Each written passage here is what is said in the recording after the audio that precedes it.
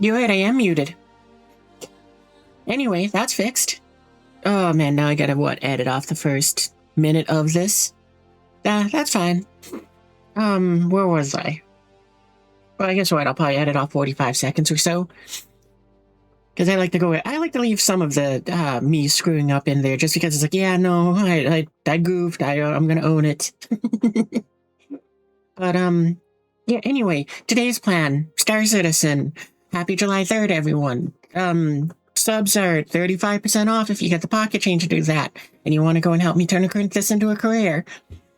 And, yeah, where was I? So today's fun is going to be that we're going to try to do the ASD facilities, probably on ourselves, technically speaking. Because, I don't expect to have any friends online right now, since they're all, like, Aussies and Kiwis. So they're usually on at, like, 11 p.m. for me. So I'd probably have to wait, like, 8 hours to do that or whatever. Not exactly 8 hours, 7 hours, but not the point. However, you might have noticed Steve is here, the owner of elevators. That's my alt.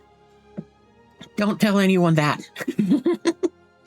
But yeah, I figure what we'll do is we'll either use him for, possibly as a gunner on ships. Yep, Steve, the owner of the elevator owner. Remember how in past streams, remember how I mentioned that it's like, we would get the trespassing warning on our ships if we went to enter elevators? Okay, well, bit of lore here, but, a few patches ago, Star Citizen would make it so that whenever you entered a hangar, or not a hangar, whenever you entered the elevator aboard a ship, and you owned the ship, the game would say you're trespassing on said elevator. So, in the moment, just with all of that nonsense happening, I just said the elevators belonged to Steve. Flash forward like a year later, when Star Citizen had something on sale for like $40, I went, I'm gonna buy that, I'm gonna create an alt account, and I named it Steve. So, yeah, it's one of those things where it's like I decided to have a little bit of fun with one of my own dumb jokes. You've been here in 5 or so streams in the last year? Ah, fair enough. But, where was I?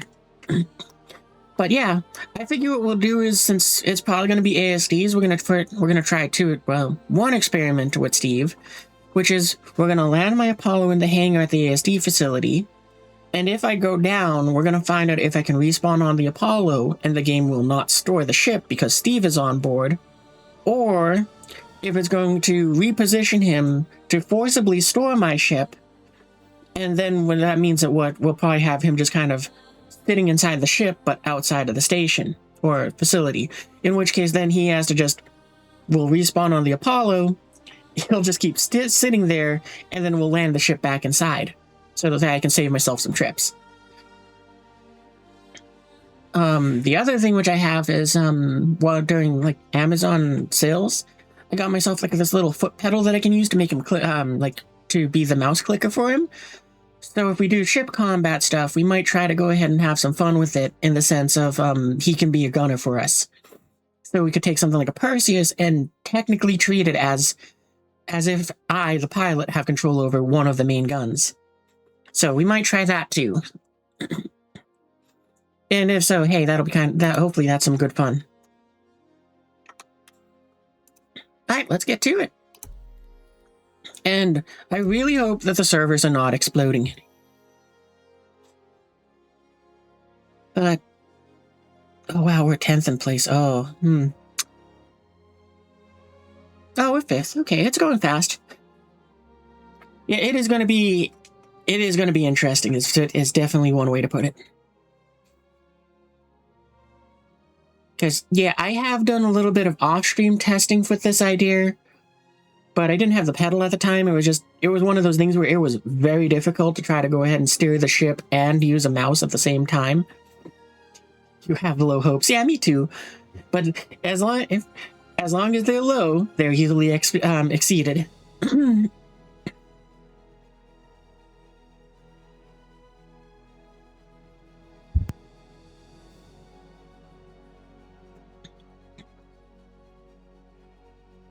Oh yeah, also, I guess Normally I haven't been playing the music as much, but I figure this time might be a good time for that, because Sky Citizen doesn't have a whole lot of in-game music. There it is.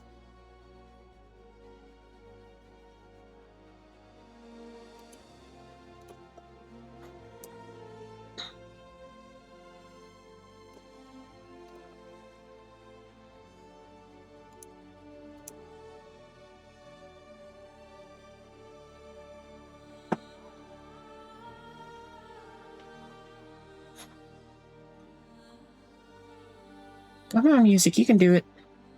I'm guessing it's just because I'm trying to also load into the server, so maybe it's a case of just streaming server and all of that is just slowing everything down.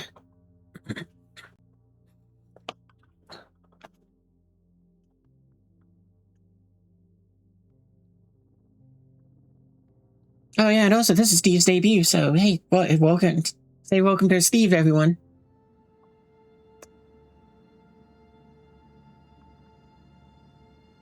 Well, we're gonna wait a minute, just hope that the rest of me loads in.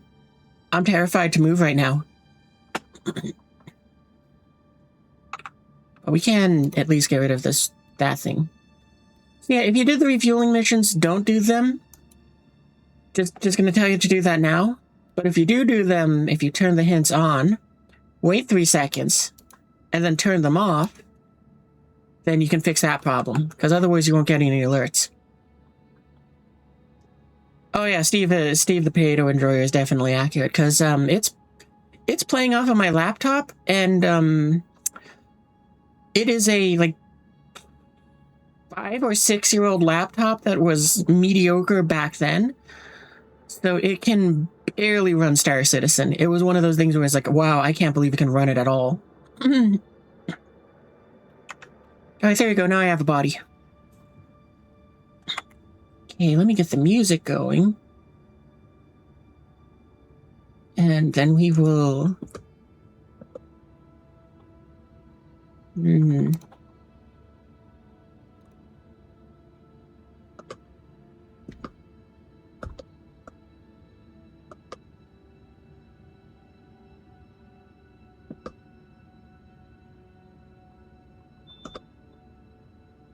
Okay, there we go. It seems to be working fine now.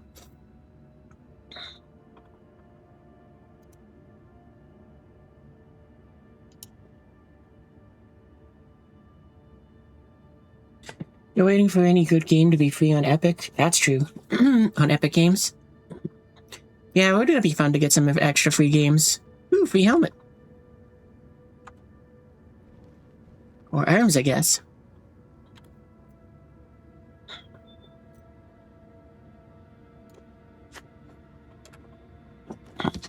Oh, right, I forgot one other thing I gotta do for Steve.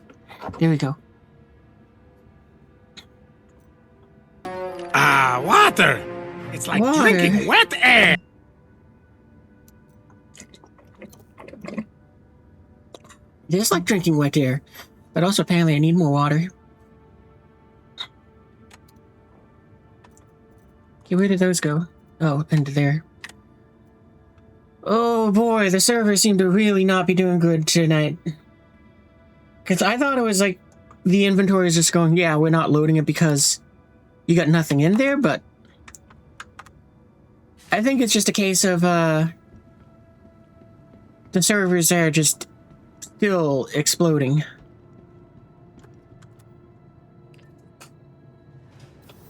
So it might not be a good night for... We might be switching to Jurassic Park in the infinite future. Or sooner.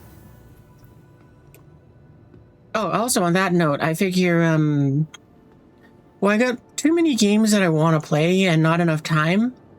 But I'm hoping that maybe after I finish doing the running around today, I might try to, if I got the energy left, it's more accurate, but I'm hoping that, to hopefully do Jurassic Park later tonight.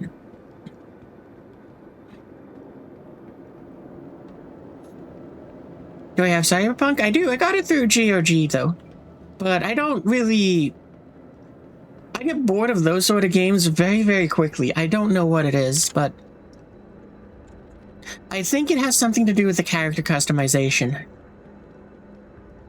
It's like, well, I kind of want games to have character customization like what Mecha Break has, where you can choose your height, you can choose more details of your face, you have a lot more hairstyles to pick from, and all the other sliders. Like, okay, Mecha Break goes a little too far with it, where it's like, I can't believe they have this, and I love it because you get to choose the length of your fingers. It's like, why do you need that? But hey, I'm happy. Vehicle selected. Stand by. Do you think a 2060 can run it? Has been delivered to the following I don't know. Please visit us again. Goodbye. I mean, optimistically, I want to say, yeah, I could probably run it at potato settings, but...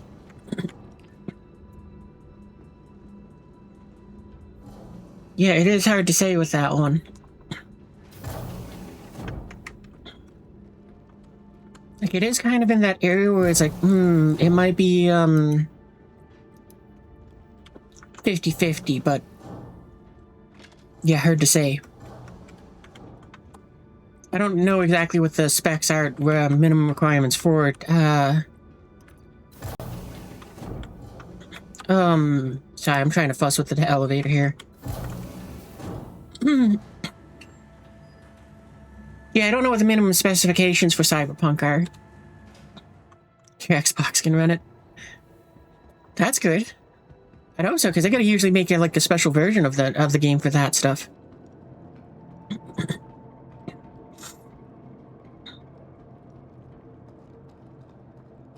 Alright, well, I'm gonna get to my Apollo first, then I'll go ahead and get Steve down here.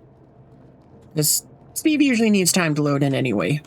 Like, and I mean like physically load in all the different doodads and whatnot.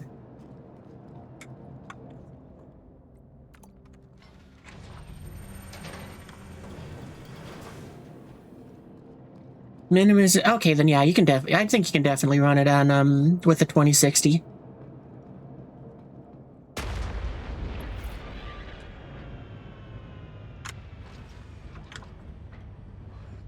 Well, at least the interior colors are correct. And the last few times I've been on my Apollo, it was like, yeah, for some reason it's just like black and orange, and it's like, where did those colors come from?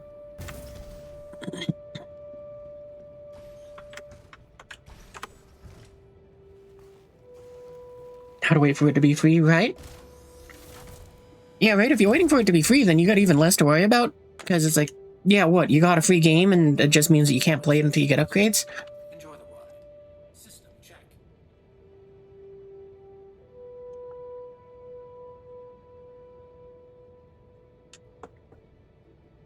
Okay, now to get Steve down here.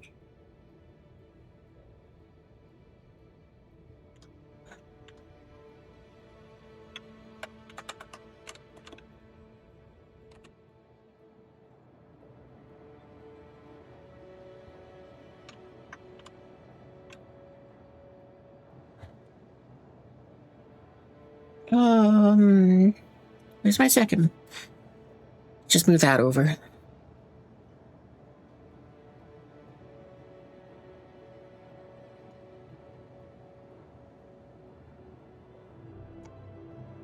Oh, okay, there we go. Somebody else got in the elevator while I was fussing with that. Well, thanks, you random citizen. Speeds up Steve.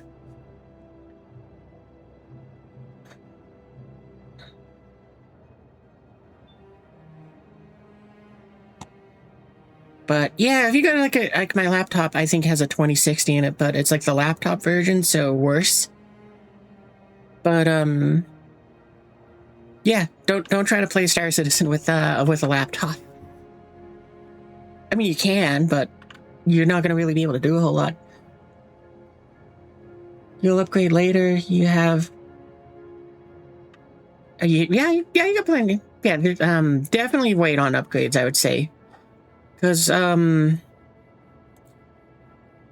now, PC parts are way too inflated in price. And, this is something... Okay, that's right, he gets away for the place to exist. Okay, so while I'm waiting on that, I strongly discourage anyone to buy PC parts right now, and there's two reasons why. The most obvious one is the price has been drastically inflated to stuff that is not really affordable to anyone.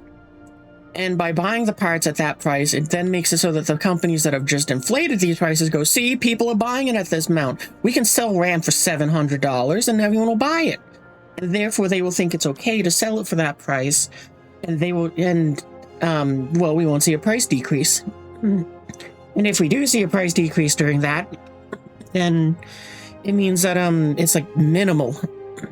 So it goes from like 700 to 650. Alright, there we go. Steve is aboard. We're gonna just tuck him away on one of the engineering panels inside of the ship, because that's where I find him to be useful for this stuff.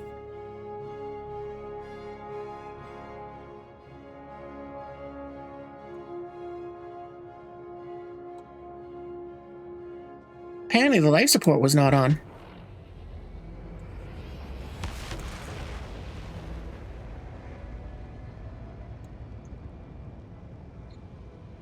Actually, I can do this because, yeah, what you call it? The fun thing is you can actually see, like, what Steve does in here, which is, like, I usually use him as an engineer, which is a bit funny since it's, like, you know, he's the owner of elevators, but, you know, still. Yeah, am I making the ramp go up? Yeah, good. But, you know, that's kind of how I have him operate inside the ship, where it's like, yeah, he just does that.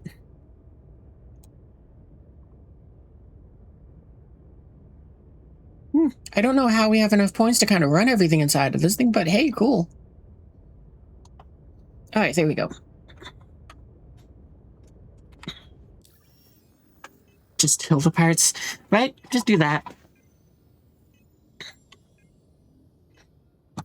Okay, anyway, contract. Oh, I should, set my spawn in the ship too. Oh, the lab sample one, gotcha. Well, this is the one we're gonna do.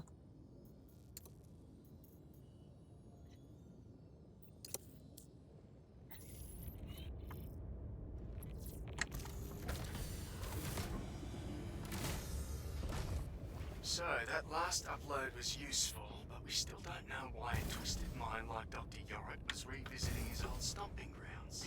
Technically, I should probably set Steve's aboard this thing too, but I'm gonna leave him at, his spawn should be here at Seraphim instead. Just so that it's like, yeah, if I have to recover him, at least only then I have to move one body back to, well, here. There.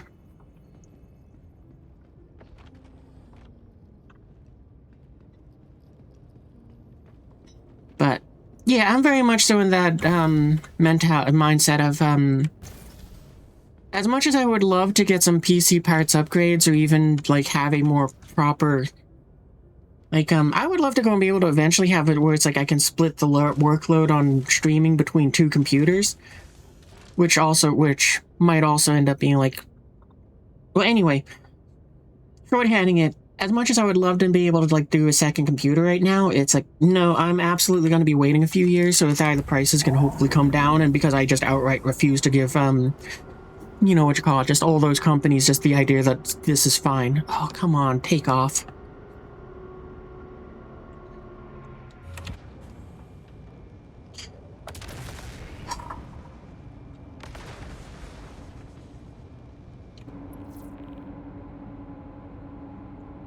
Come on. Alright, maybe we are doing Jurassic Park then, because if it won't even let me take off, then there's nothing I can do.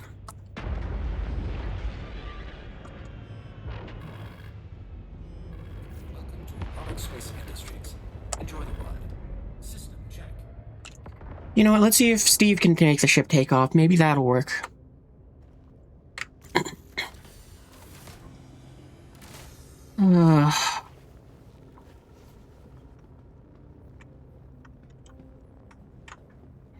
Yeah, this game has been very broken, and this is the reason why I've been avoiding it for so much.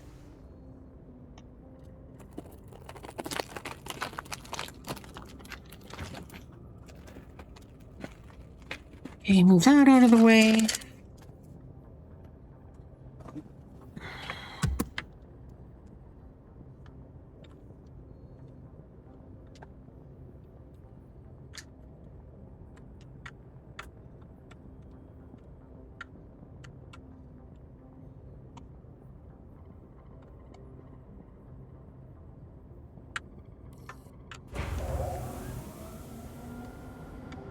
Apparently Steve also needs water and stuff.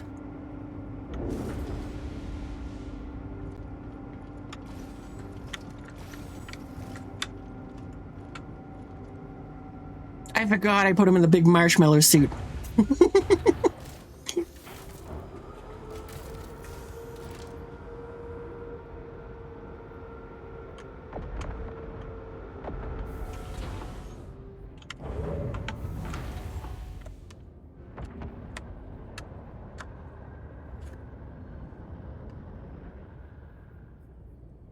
Well, at least he got it off the ground, so that's good. I can let him get out of the seat, hopefully, now.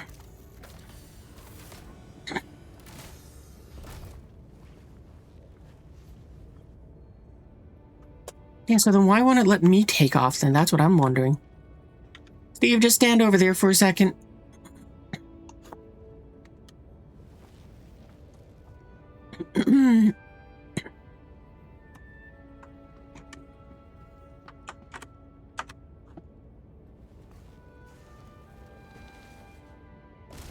I mean, this is also just one of those dumb things where it's like, it's good to have an alt account for this sort of thing, but...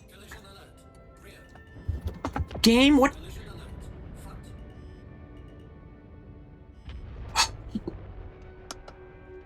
What the hell is up with this?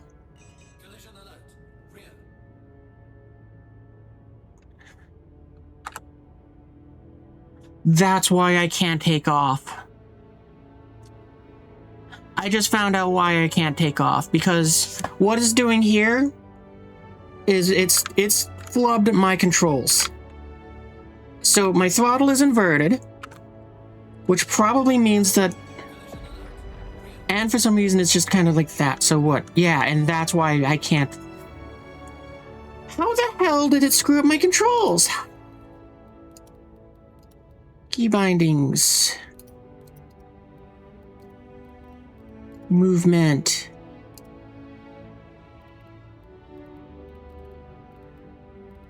Throttle. Is it still this? Yeah, okay. So it still thinks it's input 2, but for some reason it's just adjust.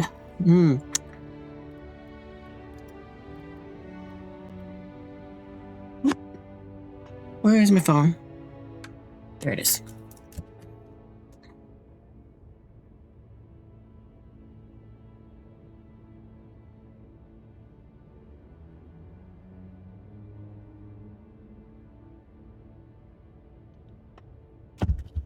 Okay, so...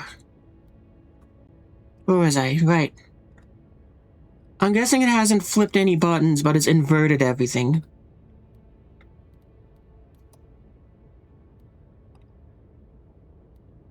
So then, well, we gotta go to controls. HOTAS 2, inversion. Light, I think. Flight movement. You don't control pitch or roll. Throttle forwards back.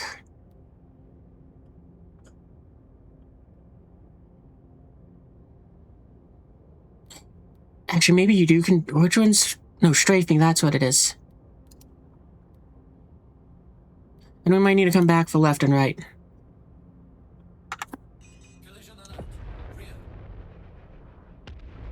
But why is there like... Why is there no dead zone, and why is it so ridiculously low? Because it is trying to make the ship move, but it's trying to make it move with no momentum.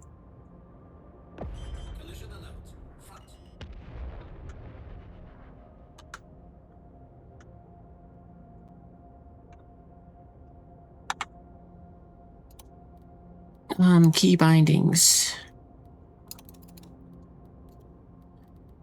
Stupid game. I mean, this wouldn't be so bad if there was a way for me to, like, search for this stuff, too.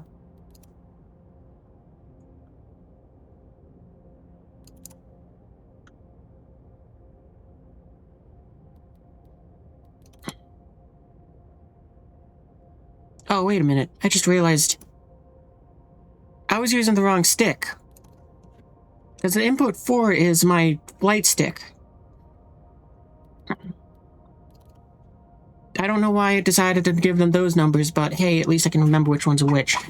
So, there was multiple reasons I couldn't take off. The first reason why is because I'm using the wrong stick. Landing complete. Take off complete. And now I gotta uninvert that.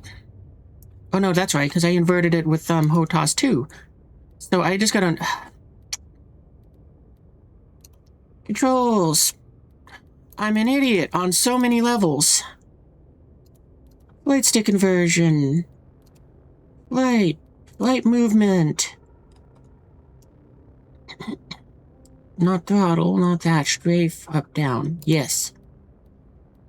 Get back. We'll repair the ship because of that damage, too, because...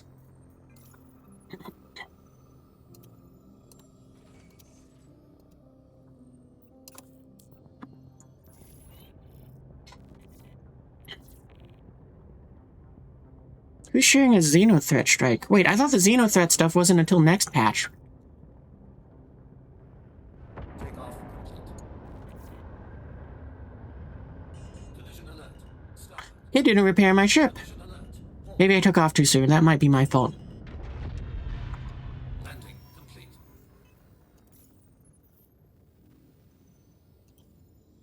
Yeah, that's something which it has been doing lately, which is just kind of, sometimes you just need to do a double repair.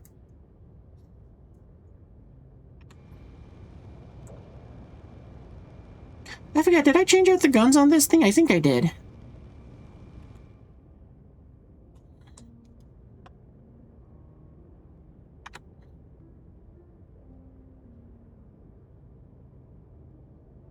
Alright, well there we go. Steve, I'm gonna have you go sit back down now, because, we don't need you not falling out of the ship. So oh right, you need to stop off and get water and whatnot. And also, I'm going to take a look at that Xenothreat stuff, because maybe we'll do that instead.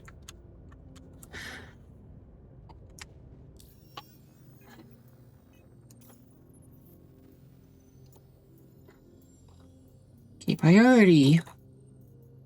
Oh, okay, so that's by a group mission thing.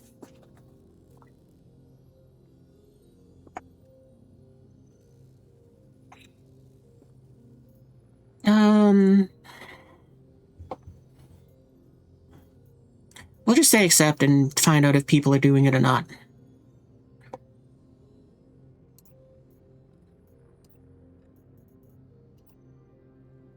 Coming in with standing.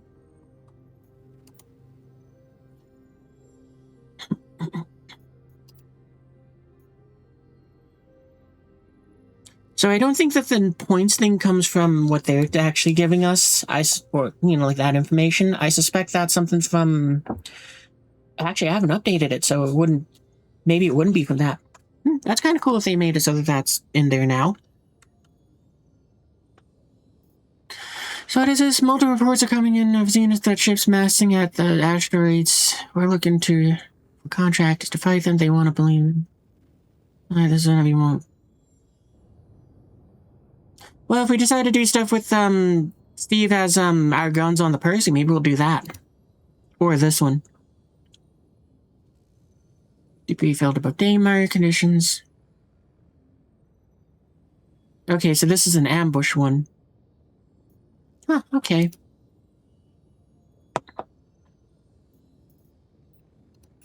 Well, I'll worry about those later. Welcome on board.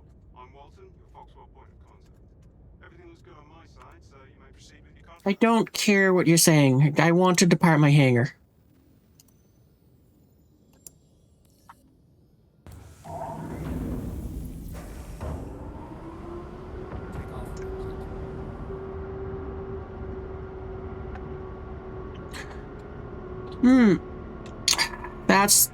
That's inverted.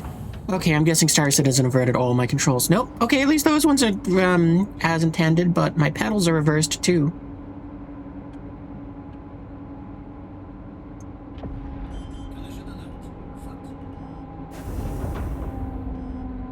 And also way more sensitive.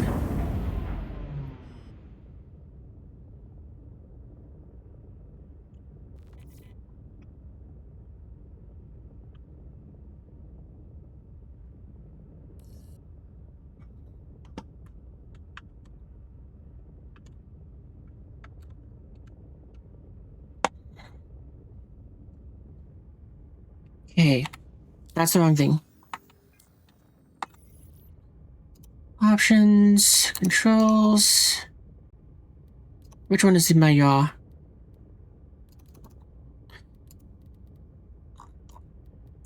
Flight movement. Yaw is input 3. Okay. Then what the hell is input 1?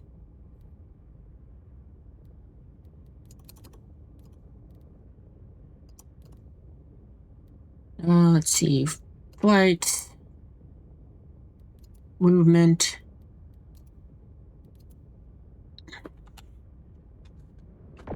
There we go. Collision alert. Front.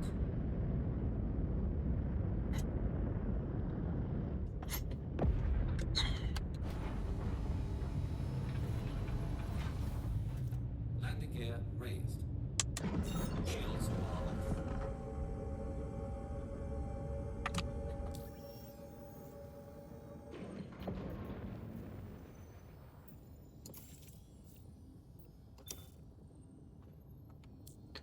Well, let's see if it'll actually plot us a route. Shields are on. Oh, we were already in quantum. I thought we weren't because it didn't give us any markers. It'd be nice if the game could start giving us markers again when we're in quantum. I mean, I did it for like the last 3 years that I was playing this. And only as of like recent patches has it been like, I can't.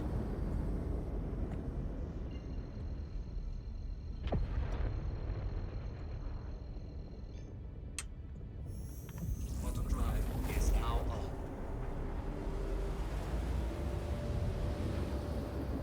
Quantum drive is now off.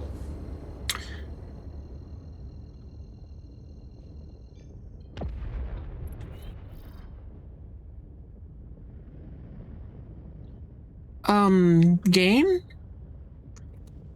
Great job with the routing there. Drop us out early, then go ahead and make it so that the route doesn't want to update. Quantum drive. Yeah, like I said, there's a lot of problems this patch which just made me not want to play as much. I really like this game and I really have a lot of fun in it, but when you are when you as the developers are intentionally putting more roadblocks in to play, not fixing the accidental roadblocks, and then trying to just kind of go, we'll fix it later, I'm gonna start having some problems with you. Because, I mean, I know they're trying to fix these problems, but, well, to give a little bit more backstory to this, it appears that in the next update, they have been planning to go ahead and, fuss with the, amount of fuel that we have in our fuel tanks, and basically make the original draft was that they were going to make it so that pretty much all the ships can't jump anywhere, so that you'd have to use the refueling system, is my suspicion. And, the newest news is, it seems like they went, okay, this is not making people happy, we will walk that back a bit. And they might have went to the other extreme, where it's like, literally everything can jump literally everywhere. Which, I have no problem, well, yeah, I don't think I have a problem with that, because inconvenience me after you've made it convenient and fun to play the game. Like, I don't mind the fact it's what my little ship can jump from between a planet and like 3 moons, and then it's out of fuel. You know, when it's like, okay, no, the jumping system works fine, everything's kind of more or less lagless, and I can do anything in my ship and have a good time about it, then I won't mind that the fuel is kind of an issue. But if you're gonna try to make it so that I have to watch my fuel tank while the game is kind of in a very busted state where traveling anywhere can be very, very annoying. I mean, you just saw it. It decided you're here 6 million meters away from this moon. It did not update my flight path, and it made it so that you know, I had to replot my route. It's like, yeah, don't try to make me more inconvenience than you already have, please.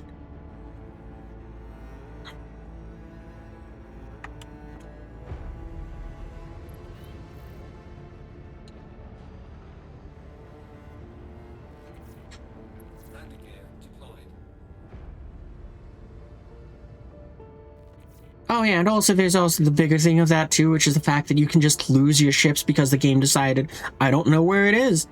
Your bed logged on the thing, but we're gonna put you in the station, and your ship isn't here. Because originally I was planning to live off of my Polaris this patch, but the game decided you don't have a Polaris.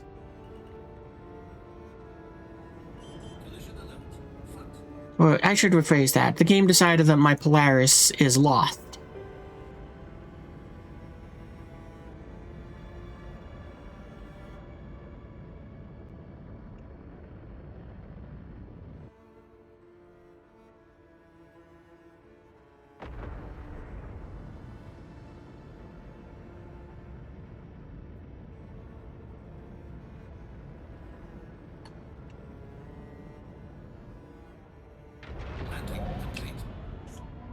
Alright, there we go. And now, hopefully, all Steve has to do is sit up with the ship and just enjoy his time. Worst case scenario, the game decides to go ahead and store my ship when I die, and then he's just kind of he gets teleported somewhere.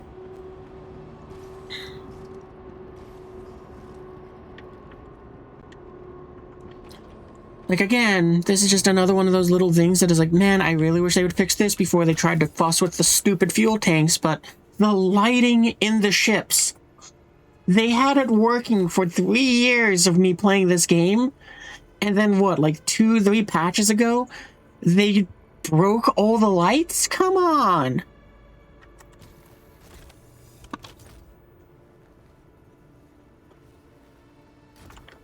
I mean, like, I could understand it if it was like, yeah, the lights were broken for a patch and we fixed them since then. But the fact that it isn't fixed still? This is ridiculous. And you want to go and just fuss around with the fuel tanks?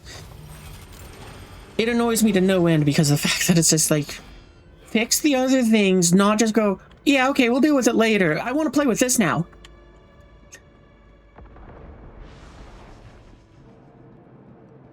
It just makes me frustrated because it feels kind of like I'm like the game devs are being children.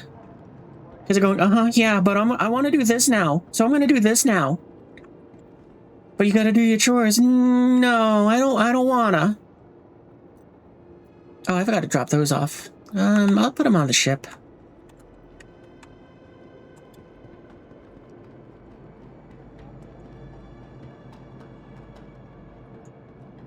So yeah, it just well, it's just a pet peeve thing.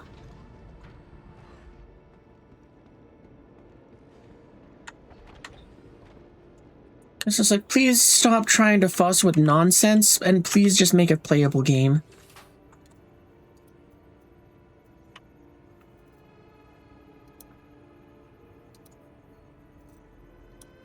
You know what? Doesn't matter. I might need those. I'll probably need the ammo. But I'll leave 3 here just in case.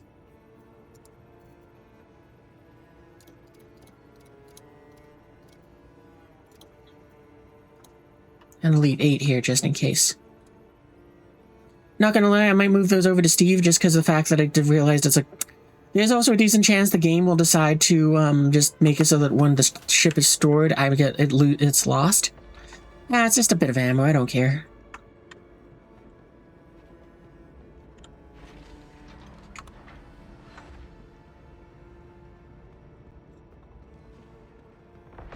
Alright, let's see if we can solo this and not suck and die.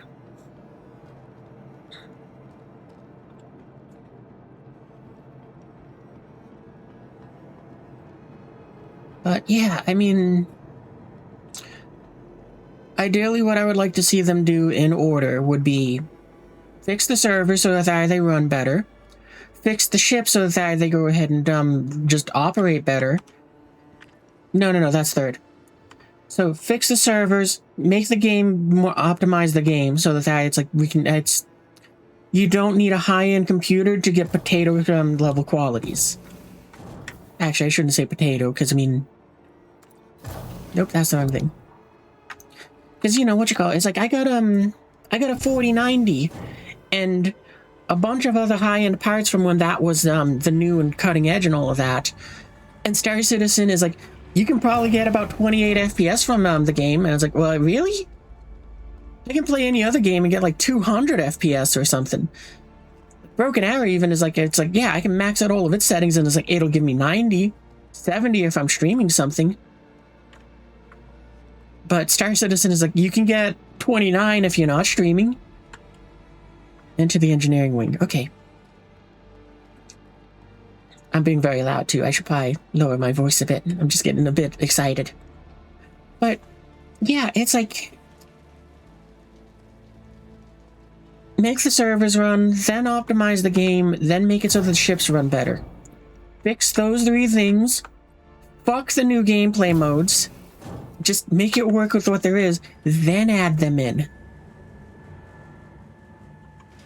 Because, I mean, as it is right now, them trying to go ahead and just make it so that it's like, oh, we'll add this, and we'll add this, and we'll add this, is you're going to make it so that the game is just broken layers on top of broken layers, and that's going to make it even more difficult.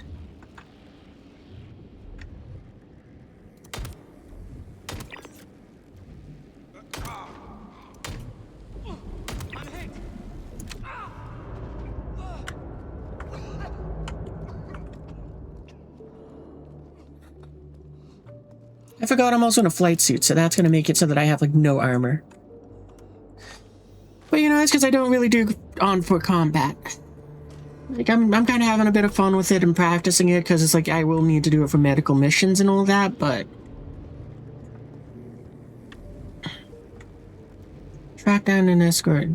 Okay. But which files? You're kind of not being descriptive here. I bet it says in the mission, which I didn't read.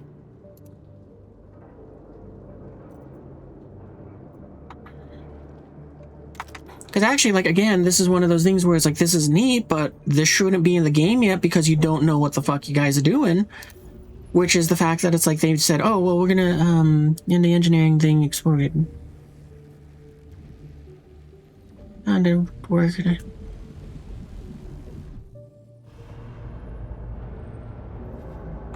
It doesn't say.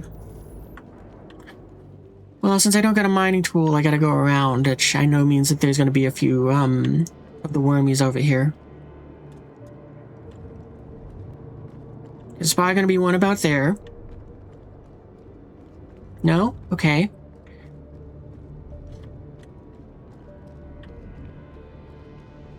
Then there's like 2 that pop up around here. Did they wait for me to jump down, though? Is that what they do? Nope, there it is.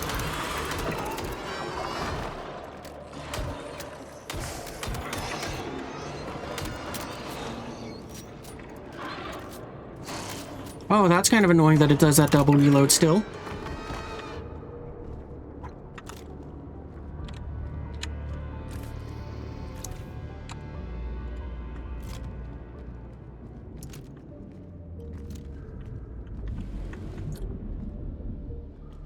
Yeah, I'm not taking you little fangs. I don't need them. Oh, really? And it's gonna radiate me up there, too?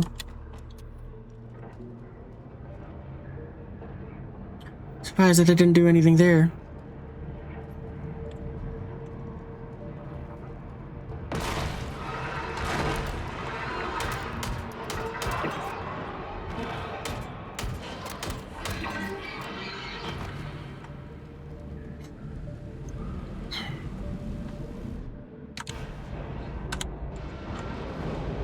Like, it'd be nice if they also fix this inventory thing so that whenever I don't have to keep opening it and closing it to get my ammo back.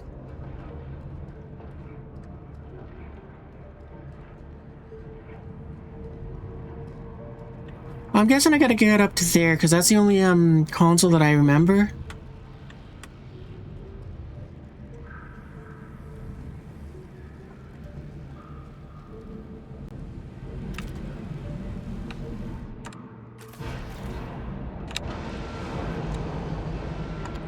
Fine, whatever.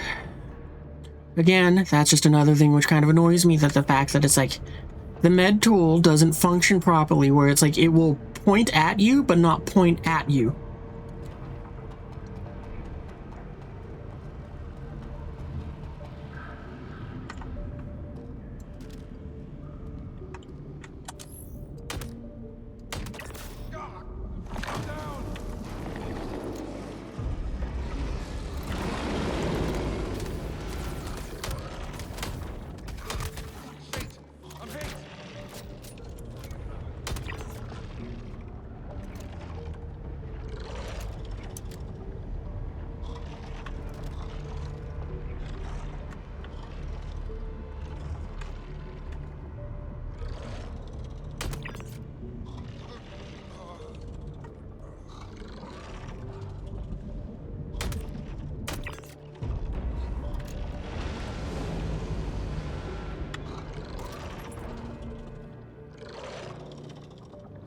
Kind of expecting that elevator door to open. Yep, there we go. Somewhere nearby.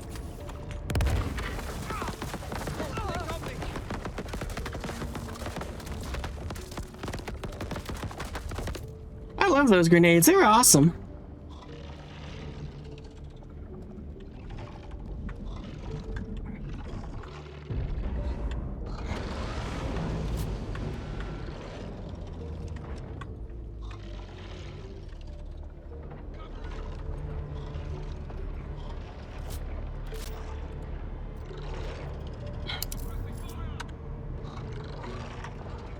Alright, there we go. Now we should be good to go.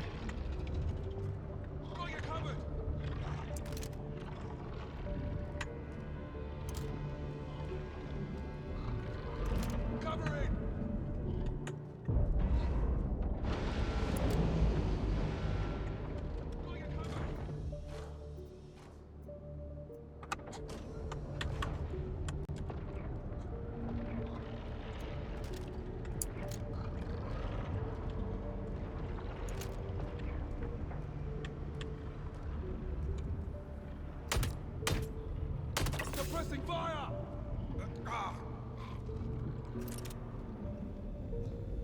I'm pinned down!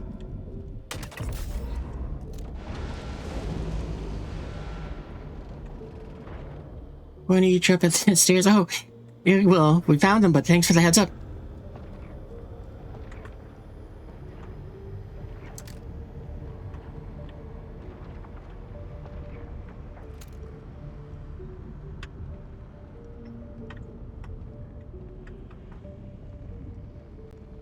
Okay, that's the computer I think I need to touch, but I guess not.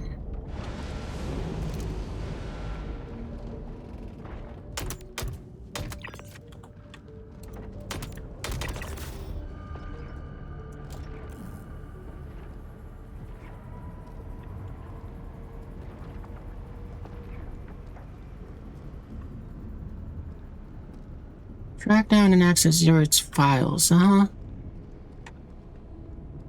Trying to do that, but kind of don't remember where this one is.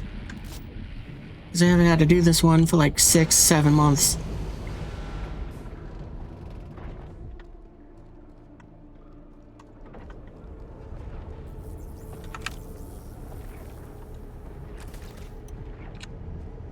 See what I mean? Like right now it's not pointed at me. But it's pointing at me. Now it's pointing at me.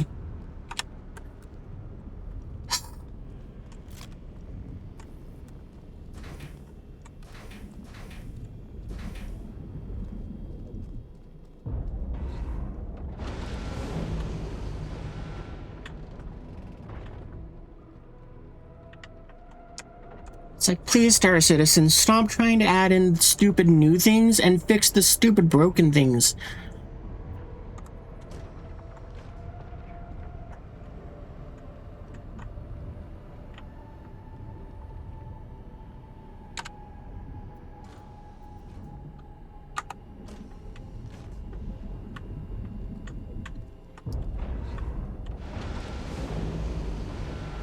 Oh yeah, I forgot there's this one over here that we can interact with.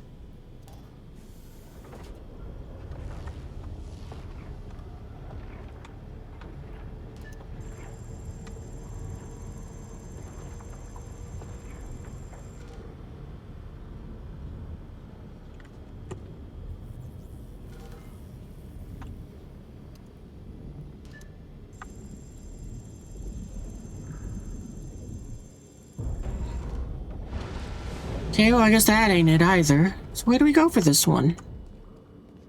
Maybe it's at the other side where there's all the other dudes that are just chilling.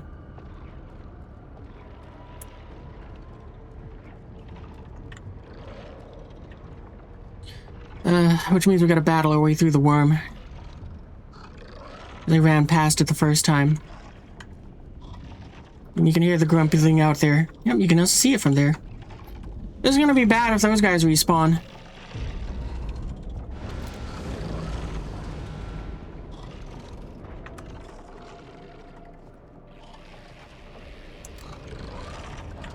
Oh, okay, I can't see us here.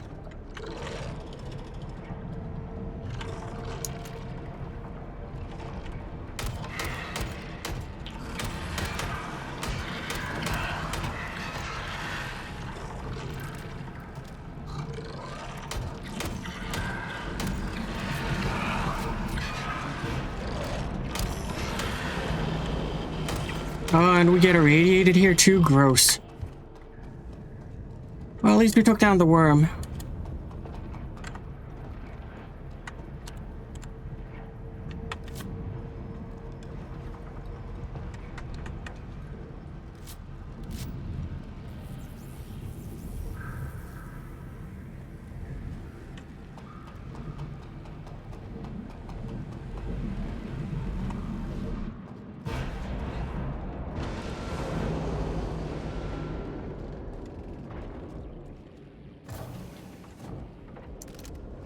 Suspects, no signs of the suspect.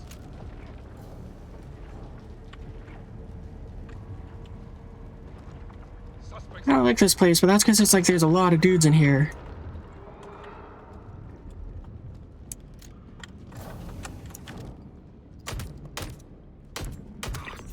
Shit! I'm hit! Cover blow! Moving!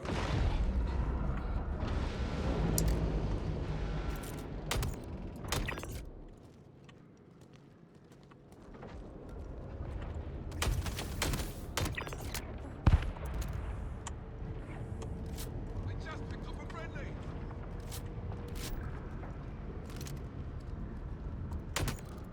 Shit! Contact!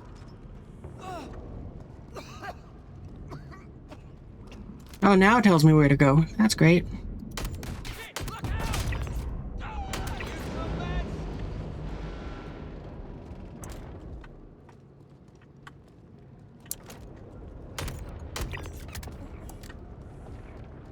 Does that guy hit me or is it someone else?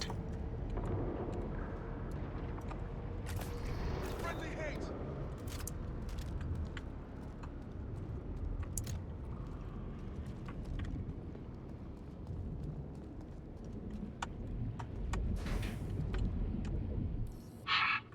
How bold we were back then. While I admit this new method of power generation was flawed, it's impressive that this anomaly is still sustaining after all these Can't dodge years. forever! Dispatch, we might have company. I Gonna might be search the able area. to Shit! draw We're upon taking its power casualties! for my new project. Well, I'll be damned. Seems like the bastard might be hiding somewhere among us. I'm going to run down a few leads. I'll contact you when I have more. Until then, I'm gonna hate it when it sends me to the other side where it's like we got dogs. help to linger down there for too long.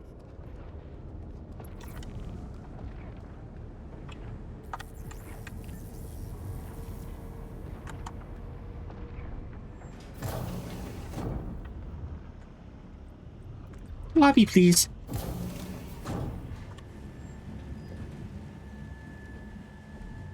Well, I mean, thankfully the servers weren't too bad for at least that experience. There was a little bit of frustration, but they were kind of the expected ones, like the med gun just not working properly, and well, a bit of it was just kind of realizing what the game had done to flip my controls. I don't know why I did that, but that was annoying. But at least we fixed it.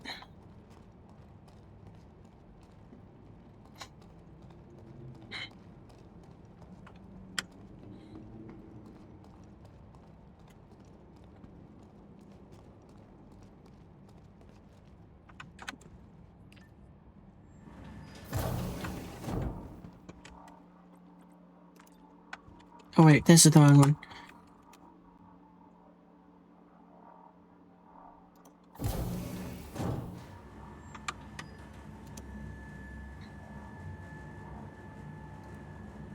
Also, I'm gonna change the music up a little bit. No. Kinda want something with words. That might have words. Silverline, we didn't go down. At the same time, though, it means we didn't test if, the Apollo would despawn because Steve was on board.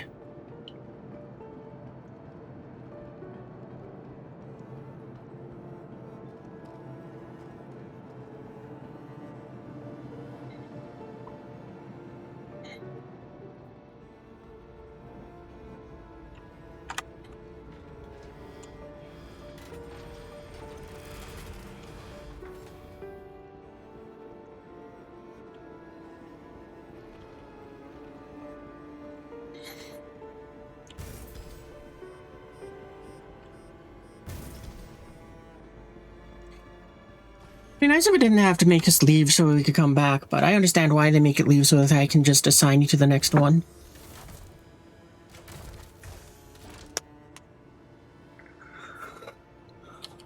Engines are on.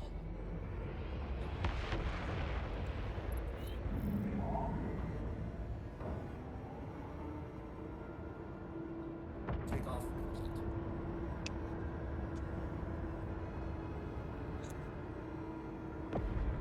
Collision alert. Front.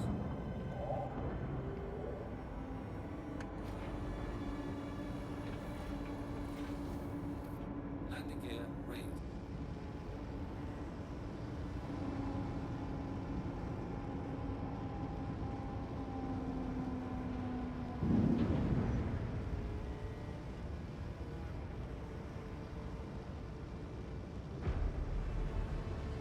In a weird way, that was kind of fun doing that soloist, just on our own, but at the same time, it's like... Yeah, but it's definitely not as much fun as it would be with friends.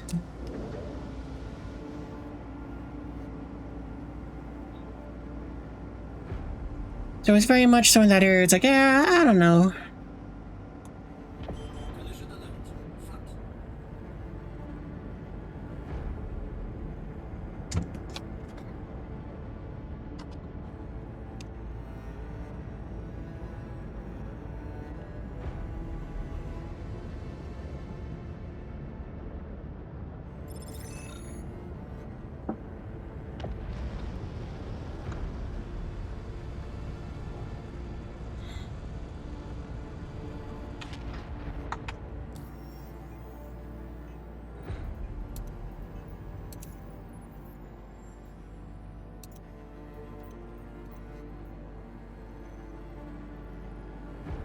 Your face on the zenith at Idris soon.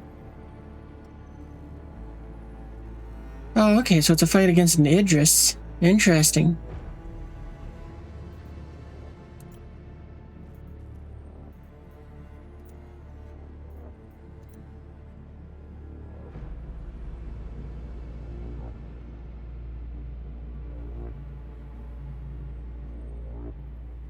Okay.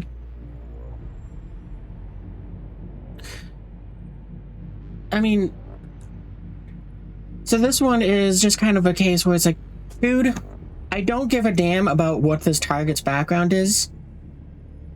Please give me information that says, like, what to expect. I mean, it's I would guess that it's like an attack wing would suggest that there's going to be fighters. But what is Jeffries in? Is he in a multi-crewed ship? Is he in a starfighter? Is he in a Polaris or Percy? Give me information to have an idea of what I'm going to get into a fight with here. Because, I mean, intelligence is nice knowing, oh, the guy doesn't back down from a fight and all, but I need to know what would I be getting into if I wanted to take this one? The price tag would suggest that it's like you probably want to go and use something that has like a, some capabilities as a capital ship, but they don't give any information. I'm going to take it in the hopes that somebody else finishes it. But it's like, come on. Like, why? Why does Star Citizen have such a problem with this?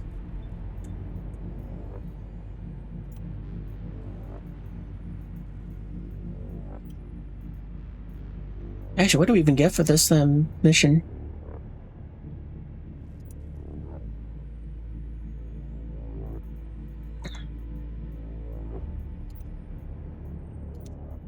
Because like this mission, it goes, you know, it's like at least it's something better where it's like they give you kind of an information. Go to the research wing, locate the dude's files. That's a reasonable amount of information to get here, because it's like, you know where you're going to the facility. You know where you're going inside the facility. That makes sense. We do not know where the files are exactly in the facility, but that's what we need your help for.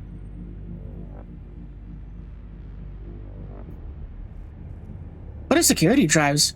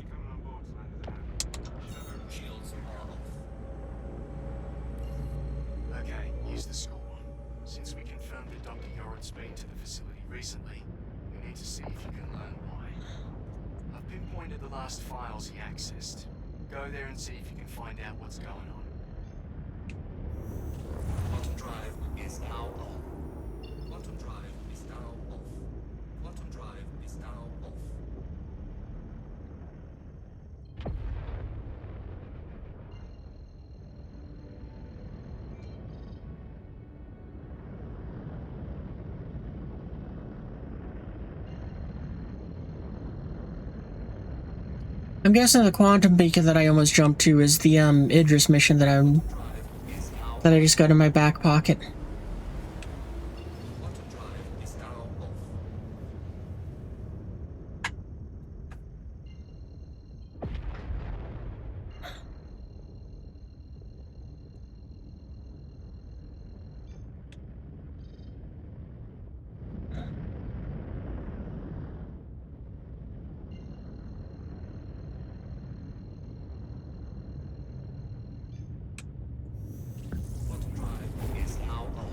But yeah, I mean, it just kind of seems like a case of,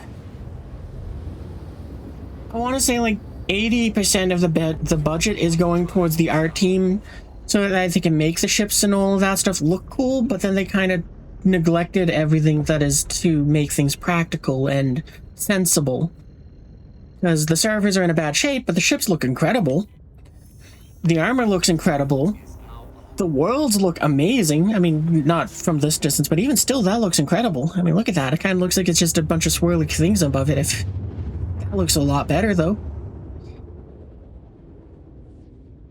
But, you know, but at the same time, it's like the servers are dog water.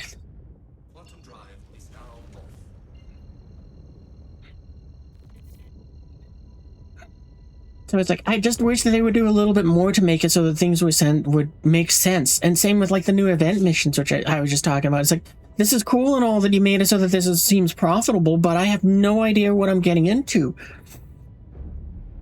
You just tell me a fighter wing. I mean, I'm just kind of from the perspective of it's like,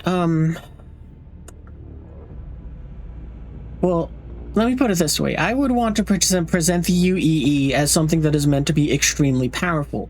However, they do have limited resources.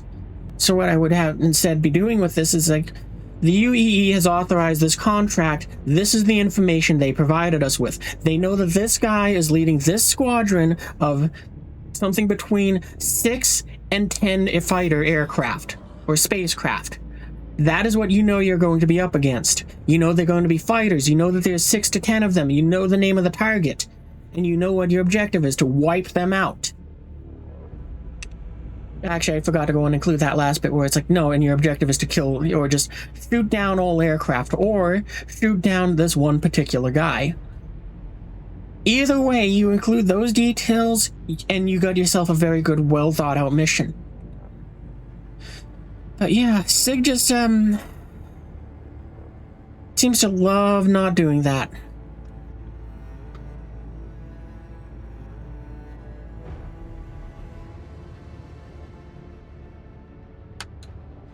And they ain't even on like an, oh, we have to get this done by this period.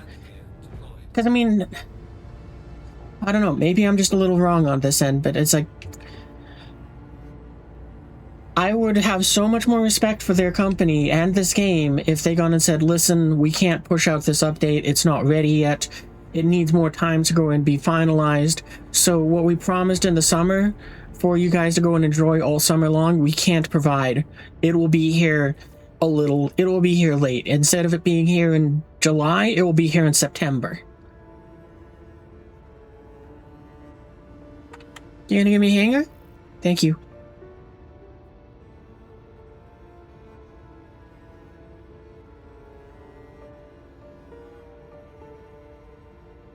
Like, seriously, I have mad respect for when a company goes in and does what you call it, like what Ace Combat did, where they said, hey, 7 is not ready yet, we need another year for it to go and be finished, so it's being pushed back a year. That's true, they are pushing back some of the 4.9 stuff, and I'm very appreciative of them for doing that, but at the same time, with the stuff that they've just kind of pushed through that's like very sloppy, what kind of bad condition does that mean that was in? I mean, that means that it wasn't even borderline playable, or unplayable. It was 100% unplayable. The heavy armor, yeah.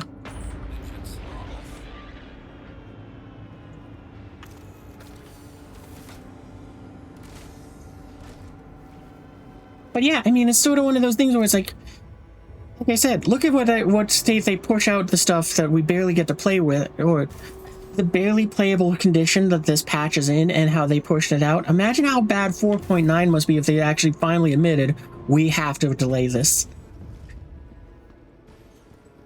Like, it must have been in a situation where it was crashing their machines, maybe it lit one of them on fire, and it's like, we can't do that.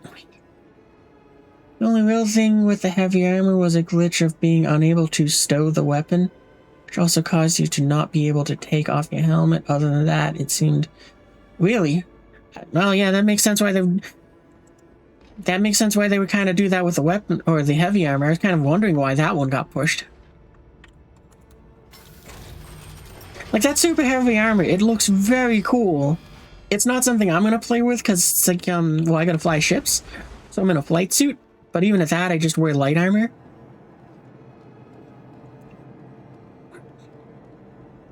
Oh, I don't need a Vegas ramp. But, you know, it's just one of those things where, actually we will. But, yeah, it's like, I know that's an armor set that, Cookie's very excited for, because I don't know why, but she loves that heavy armor stuff. I'm very much so of the, no armor is best armor. If they don't know where you are, it doesn't matter if you get shot at.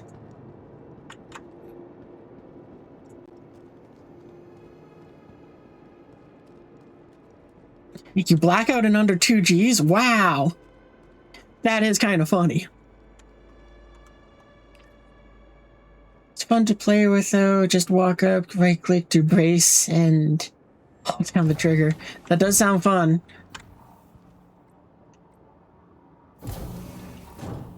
But yeah, like, as much as I like the fact that they introduced actually all the differences with the armor, so that you're encouraged to wear this or that, I wish the servers were in a better condition so that before they did that.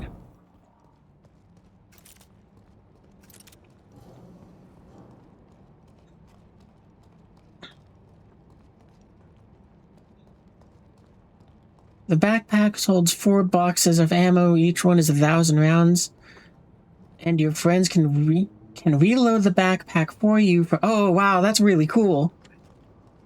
Yeah, that sounds like a bunch of Helldiver stuff. That is what you call it. It's like, how did they accomplish making that work in that game? And Star Citizen didn't make it break in every time. Gonna be like someone tries to reload you, and your backpack suddenly decides it has no ammo. Research. But yeah.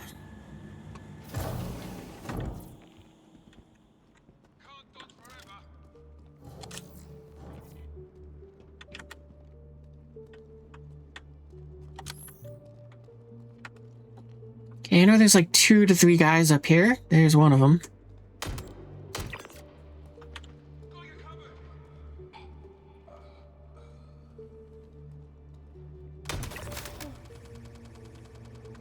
Just picked up a friendly.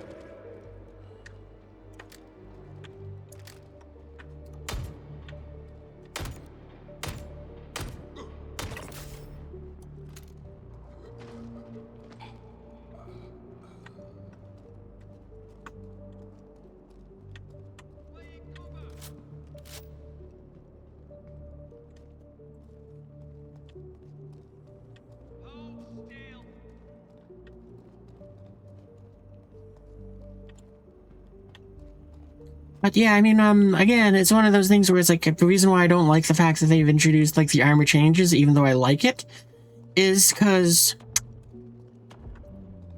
Where am I supposed to put the armor when I'm not using it, sort of deal? Because it's like, sure, I could put it in my ship, but the ships are so unstable, it's like, I'm more likely to lose a suit of armor and my ship and all the other things on board the ship, because the game just did something funny and purpled my vehicle. It doesn't store it, it just counts it as destroyed, and it's like, oh, okay. Well, now I'm in a very bad position.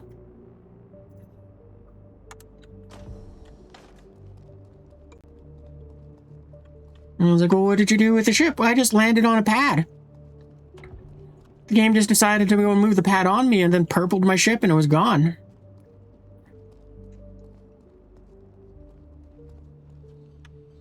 ASD in their infinite wisdom have decided that my efforts would be put to better use elsewhere and will be shuttering Onyx facility. You should all feel proud of what you helped me accomplish here. Not as much as we could have with a bit more time, but still. And I'm not really listening to what it is. Just give me the thing so I can be done with this mission. Please leave all notes, records, samples, and property where they are and head to the shuttle immediately. Don't worry, I've been told any personal effects will be ported as soon as they clear quarantine. People here. I can't believe ASD kept Yorin on board after this. Never doubt the lengths the company will go to make money.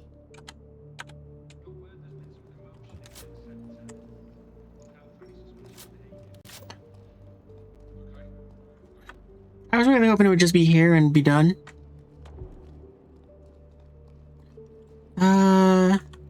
Also looks like they're changing the inventory UI again slightly. Again soon. Oh, okay.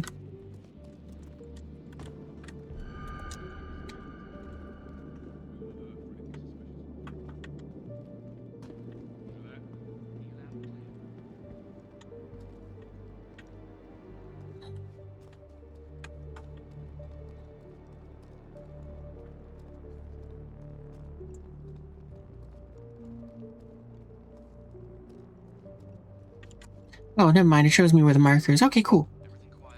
Oh, I'm also injured. This sector is counting on us. Copy that. Stay sharp. There's a lot of crazies out today. Just a slight visual one. Oh, okay. Like where we currently have circles, they're going to be more blocked like so. Oh, okay. Yeah, so just again, it's like I wish I would do something which is a little more helpful than that. But whatever.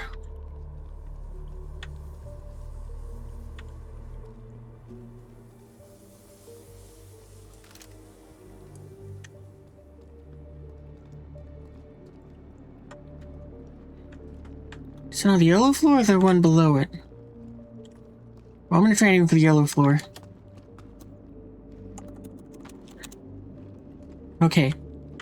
Looks like it's one more down.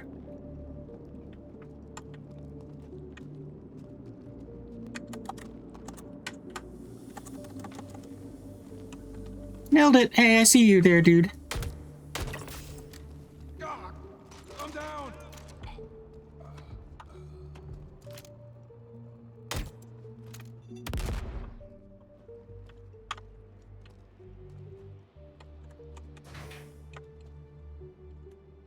Coming back to Onyx has unearthed a lot of feelings. Anger that the suits at ASD lacked the vision to understand what I was doing, along with their unwillingness to acknowledge their ignorance. Up with that inventory thing when we lose stuff, it'll stop making our ammo have to reset. Able to accomplish the questions we were just starting to ask.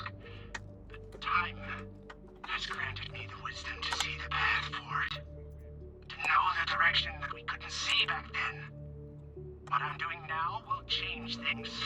It will redefine what it means to be human. Damn it. Let's see what we got. Okay, that confirms it. He was definitely here and digging up his lost research, but we still don't know why. We're going to need to find out more. Stand by and I'll send you the next steps.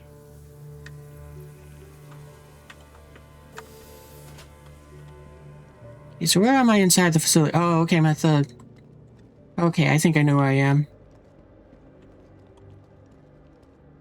So then, where's an elevator out of here? Hey, do you know your way out of here? Okay, thanks, bye. What about you? Do you?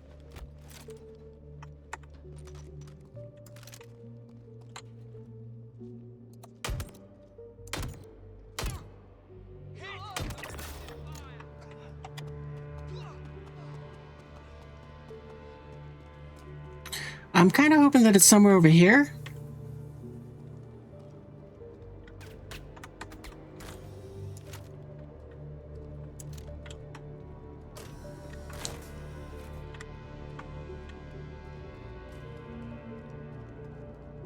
So I would prefer to not have to fight my way through all of them. Well, I guess we could go down to the elevator at the bottom, but... that's all the dudes with all the dogs and all that.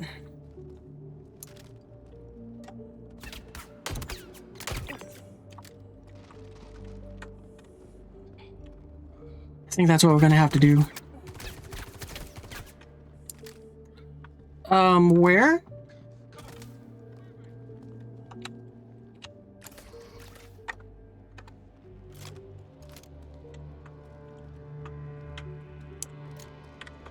I mean, it looks like the shots are coming from down here, but I don't...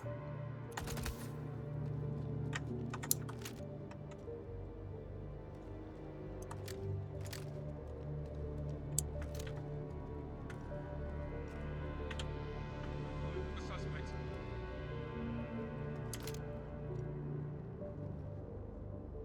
No sign of them. Last one.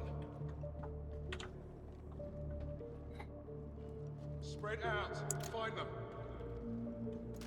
Oh, are they shooting me from up there? Is that where I got shot from?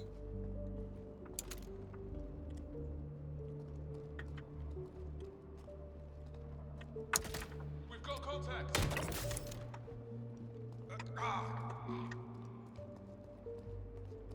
They just picked up a friendly. Here comes trouble. We lost one. Grenade out!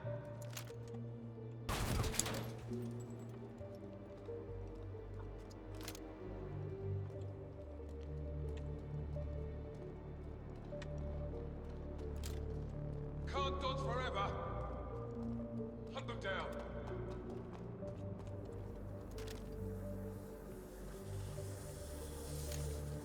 No signs of the suspect. I don't think I can climb back up the... No, never mind, I can't even go that way.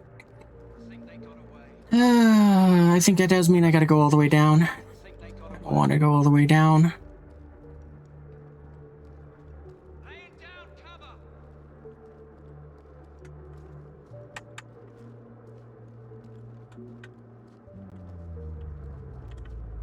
I'm gonna put a bullet right between your eyes. Got to search the area.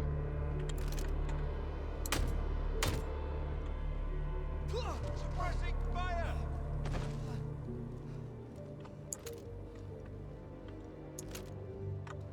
I'm pinned down!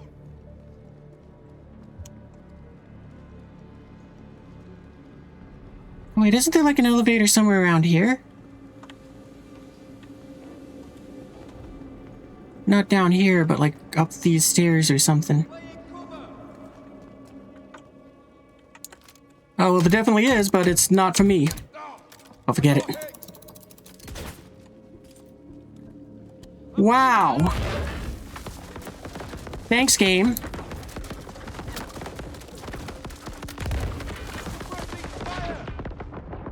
Thanks, game.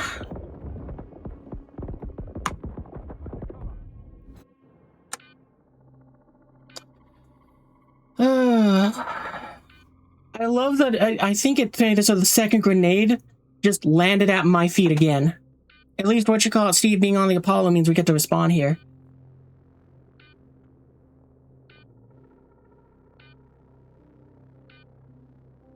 Well, I'm not going back for the supplies. I mean, the only way I'm going to go back is if it's decided, hey, your gun fell off of you.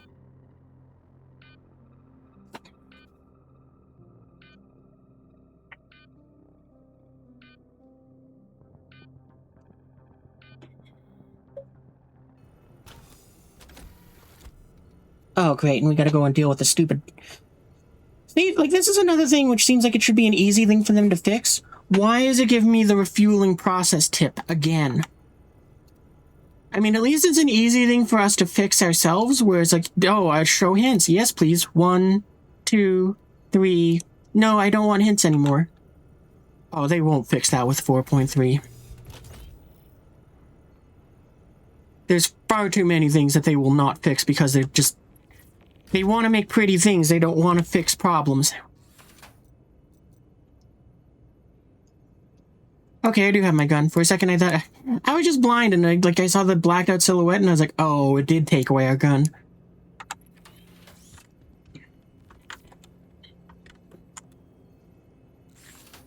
But yeah, hopefully they fix it with 4.9. I would love it if they do.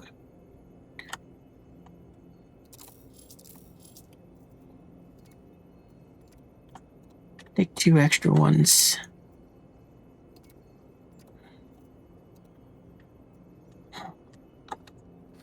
I'll leave the rest of the ammo there. We'll go and pick more up back at a station. But hey, at least this worked, where it's like, yeah, no, Steve staying in the Apollo meant that we got to respawn from the Apollo.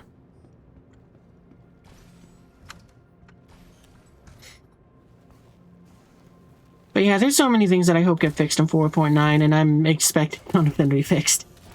Because there's like the lights inside the ships. I would love to see those fixed again. I would love to go and see them fix like the inventory system. And I would love to go and see them just kind of fix like the whole grenade, like, not grenade. The first grenade wasn't my fault. The second grenade was my fault though.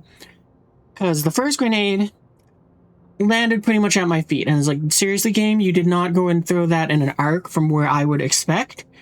The second time that was my fault because I already knew that that was going to be the case. And I still threw it anyway.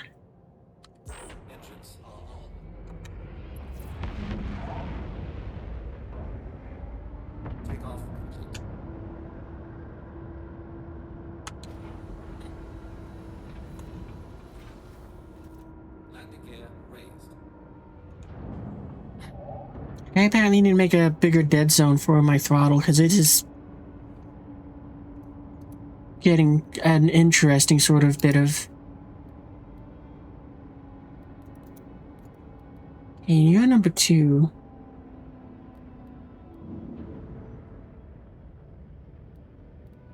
I think end this one.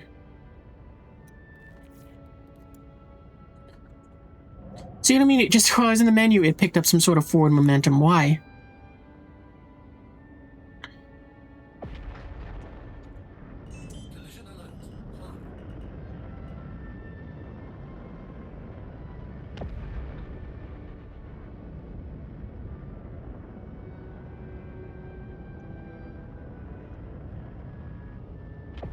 Alright, well, I'm gonna take a break from the ASD facilities, because,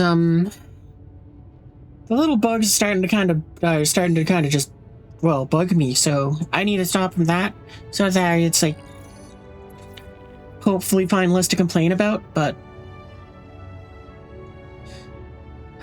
Nope, I got one more complaint because it's like, I wouldn't mind it so much if it was like, okay, sure, I'm bug testing, I found these things, I can report it to them, voila. But I abhor the system that they use of, oh, put it on the forums and we'll get to it there. Fuck off, no. I want to send you a message directly, and here's why. Imagine that you work at Star Citizen, and you're told you have to go to the forums to find the bug reports that all the players turn in. So let's just go ahead and say that, you know what you call it, I go ahead and put in my little bug report, I say, hey, I found this issue where my ship's engines will go ahead and, where any amount of damage will make it so that I have, major torque imbalance, and the ship will spin out. Okay, that's a very helpful bug to have reported, but here's the problem. That one bug report is buried by 17,000 other people, that are going to go ahead and just put memes and other stupid things in there, and it's like, you're not going to go ahead and make it so that this is just helpful information, period.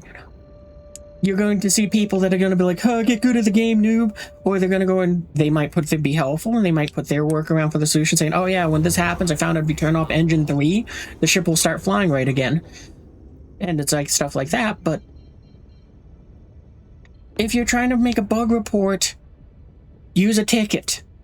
And I tried to do that with Star Citizen, and the reply I got back from them was, please use the forums. And I went, fine, you don't want fucking information that says this is an issue. I'm putting the issue in the title. I'm then putting a description of what's happening and all of that stuff. And then you're telling me, use the forums. No, I don't fucking want to deal with other people. I don't need them commenting on my thing that I'm not going to read. I'm trying to give you, the developer, a direct message that says, I encountered this problem. My shields were overheating even despite the fact that the cooler was maxed out. The temperature system seems to be a little off. You might want to look into that. I don't want to go through the community to have you guys say, oh, it got 700 upvotes, we'll look into that. No, I just want you to go and take a look at the damn thing, because 700 other people had the same thing as me. Oh yeah, I did see the Zenith that things pop up. The rewards are all blueprints, and some of them are size 1 through 3 NDBs. Ooh, that's pretty cool.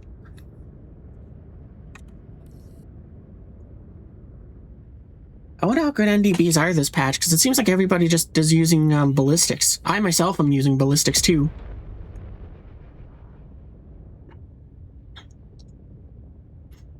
Because yeah, it's like... Ooh, wait, what is that?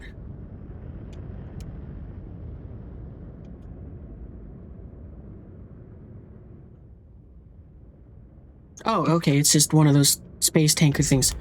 Also, why is it not letting my head tracking? There we go.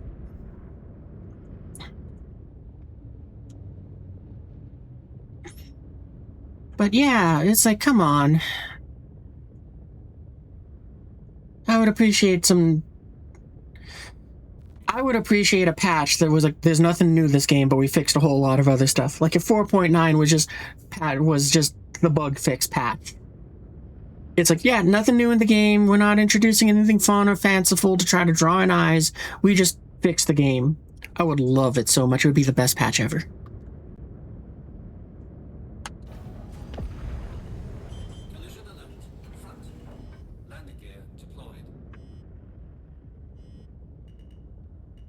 Because, I mean, look at how beautiful this game is, and look at how much fun it is to fly in all these ships and all that.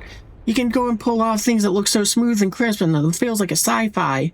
And you get to go and be like someone of mild importance because you're on screen.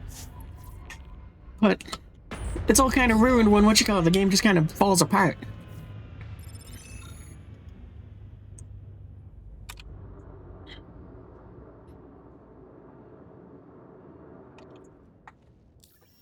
Like, I'm kind of curious, just because we're landed here, but another one of those things that, that has been broken for a very, very, very long time.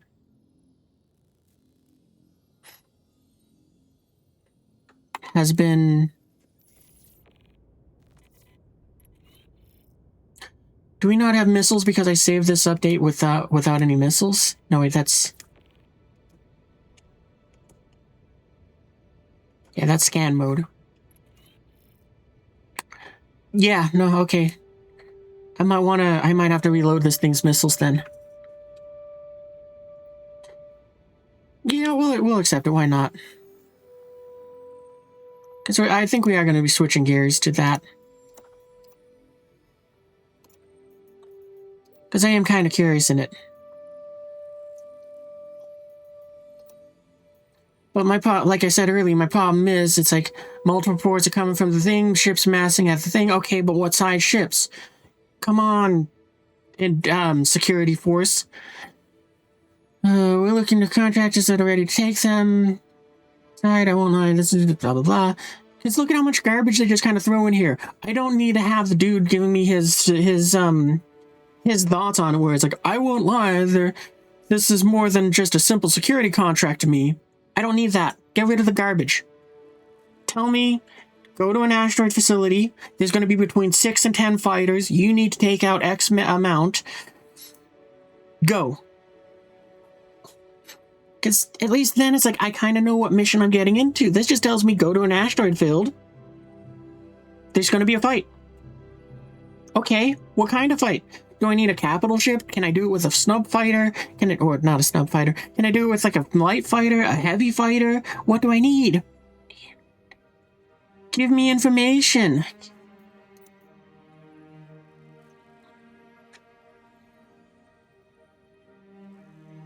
I mean, and this one in particular.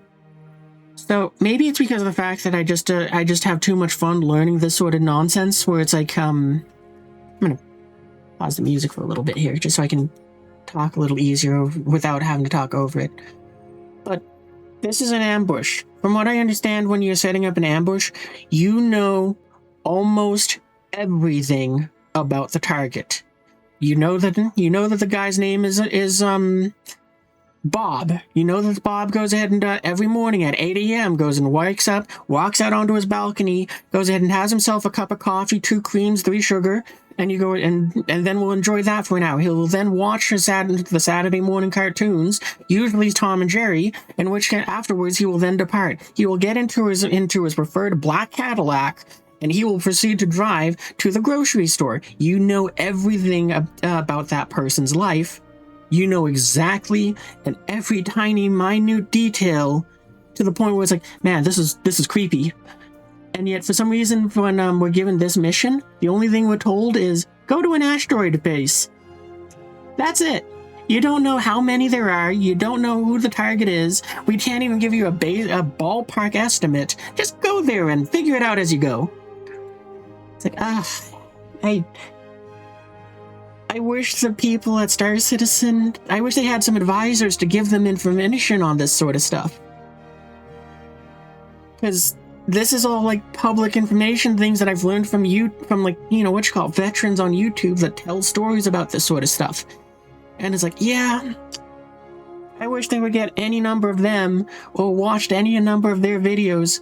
Oh, wow, we made a lot of money. I didn't realize we did that while we were in the process. But I wish they would do that just so it was like, it feels more immersive, it feels more exciting, and it feels more realistic. And on top of all of that, all of those are nice, but you have that information so you can go into the fight prepared. I wish with this one, it was like, you're going to an asteroid field, there's going to be 6 fighters, you're going to probably want something, and then it's like, okay, I know that there's 6 fighters, I know that I'm going to this asteroid field, it's obvious there's going to be a fight, so that I need to bring something that can go and, hide, and also be able to put up a fight. That'd be great. Because right now I don't know, do I want to take a Percy or do I want to take a Scorpius?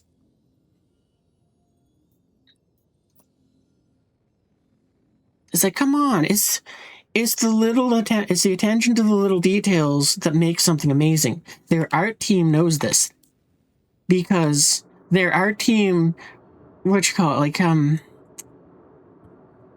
actually, probably the best example is a car where they so proudly boasted how it had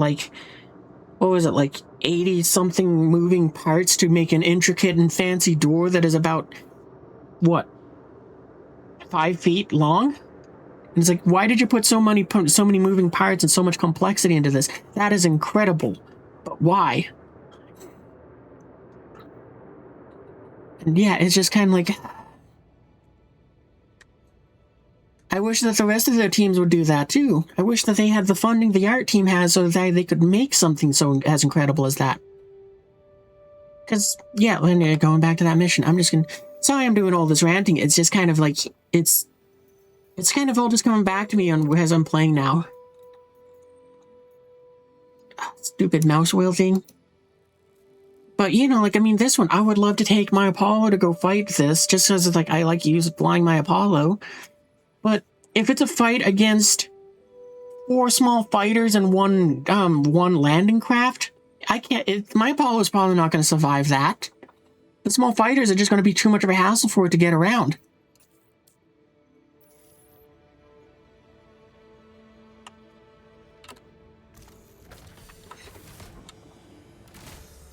All right, come on, Steve. We're getting off of this thing. We're going to jump into the We're gonna go and jump into whatchamacallit, Percy. Oh, no, that's right, it isn't here. I mean, I guess I could claim it to here and all that, but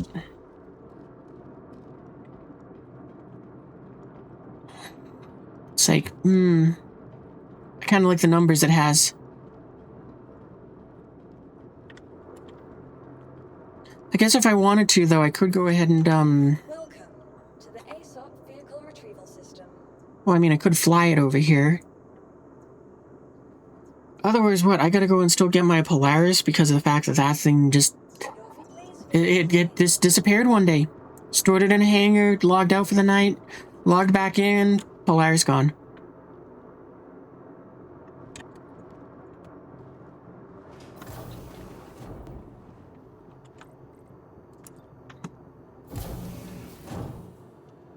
Actually, I can just leave Steve on the thing and he'll get teleported out when I store this.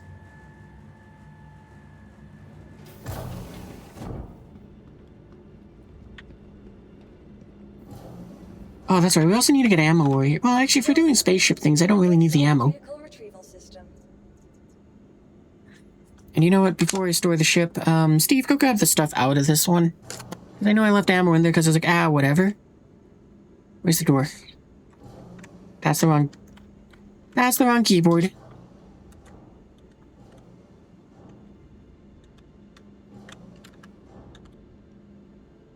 But yeah, it's like, there's so much stuff that is like, I wish they would just fix this or improve that before they go on to be like, hey, we've introduced a new system that's gonna be totally awesome, totally cool, and you're totally gonna love it, and when it breaks 60 minutes later.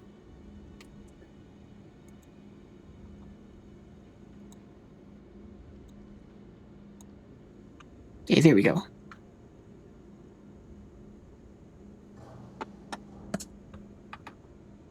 Alright, now we can let the music go again, but I'm gonna turn it down. To our storage facility.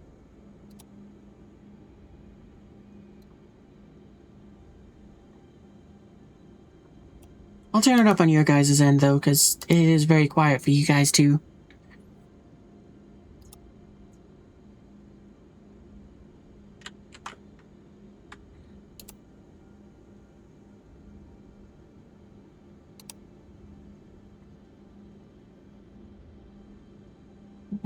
There it is.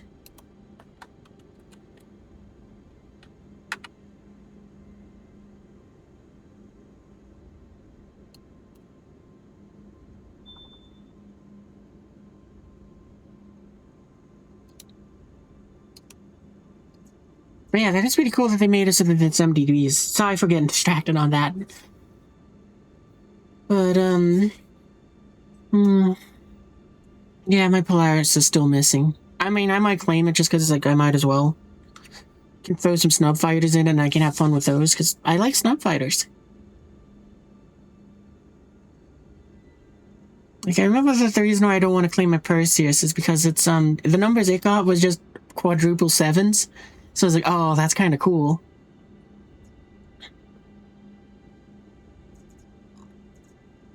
The fact that Steve hasn't been moved out of the ship kind of makes it go, what's going on here?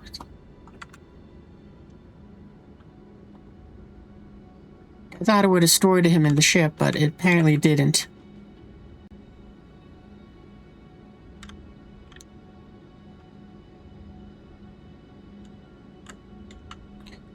It was nice when that feature worked, but I guess not anymore.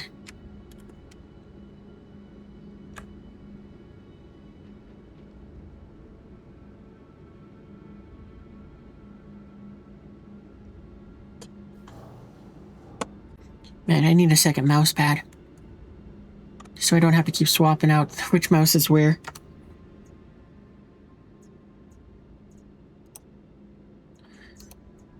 Well, now I'm kind of glad I emptied the thing out because apparently not... Oh, okay, now it's moving it. Really?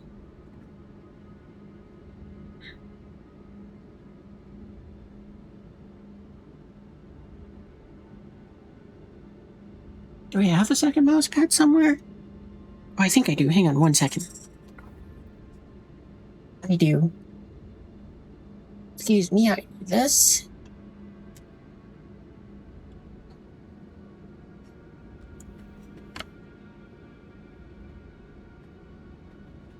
probably not going to store the ship because Steve was just on the pad as is, so it's like, yeah, cool. That doesn't probably store the ship. Oh, it did, but Steve is just underneath the pad.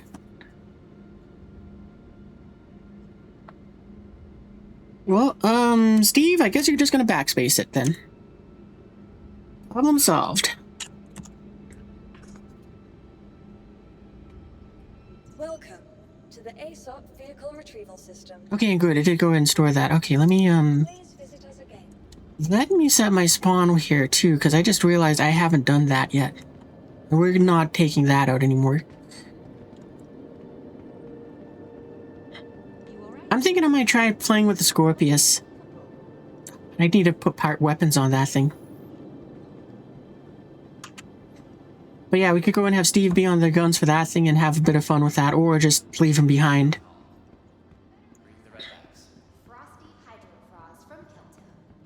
I don't know, I'm trying to think what kind of fighter, what ship should we grab for doing combat? That's for imprint.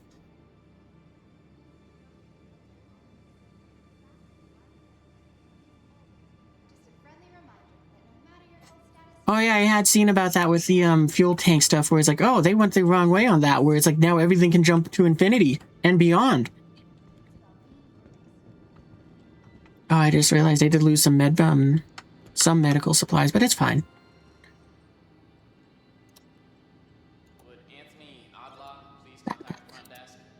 Anthony Odlaw, please contact the front desk. Security, please come to storage room 3 right now. Security to storage room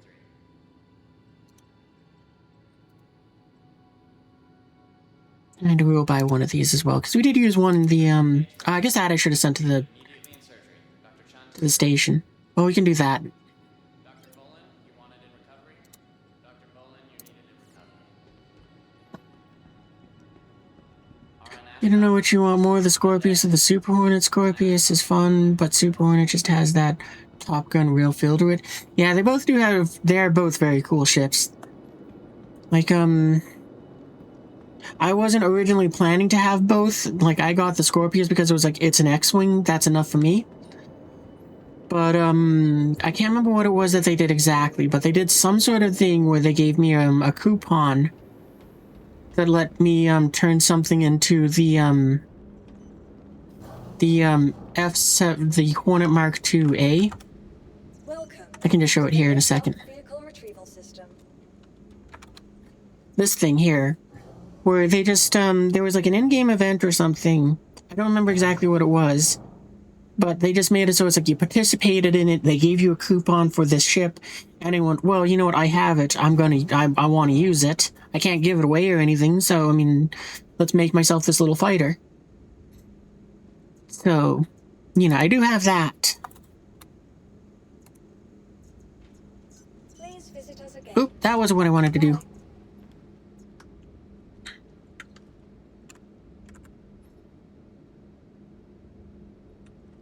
Can't think of the name of it. There's no Xenothreat, but the other group.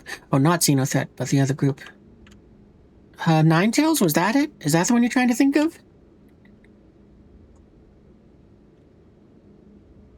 Paramilitary force going in to clean up Pyro.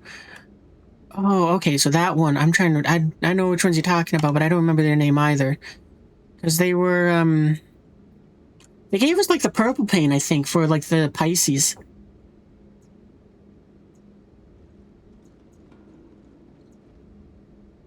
Maybe what I do is, now that I can fly again, or now that I'm not an idiot and I can fly again, maybe, what I should do is I should go back, I should just intentionally go back to,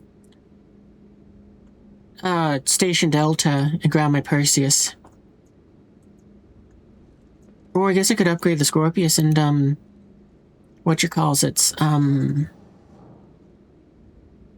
put ballistics on it.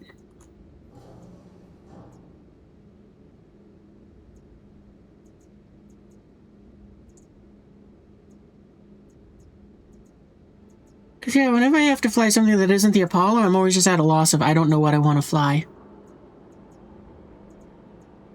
Because I got so many different ships from I don't even know what, well, some of it's from bundles and some of it's from other things.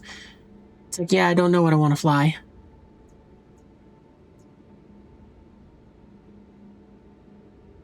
That's the one we got the F7As from. Ah, nice. Oh, that's how we got it. Okay, never mind. I just took a second for my brain to kind of put together the messages correctly.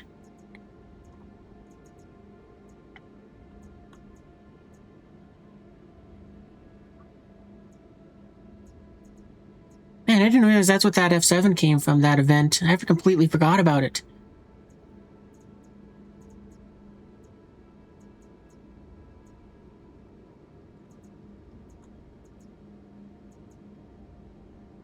Oh, that's right. We also need missiles for my Apollo. But that's not an issue right now. I guess if I wanted to, I could take the Firebird out. I mean, that's kind of a fun stealth fighter.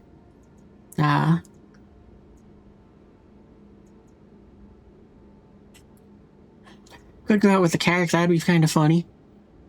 Throw Steve onto, like, one of the side guns, and then I could go ahead and use the top guns and just shoot with that.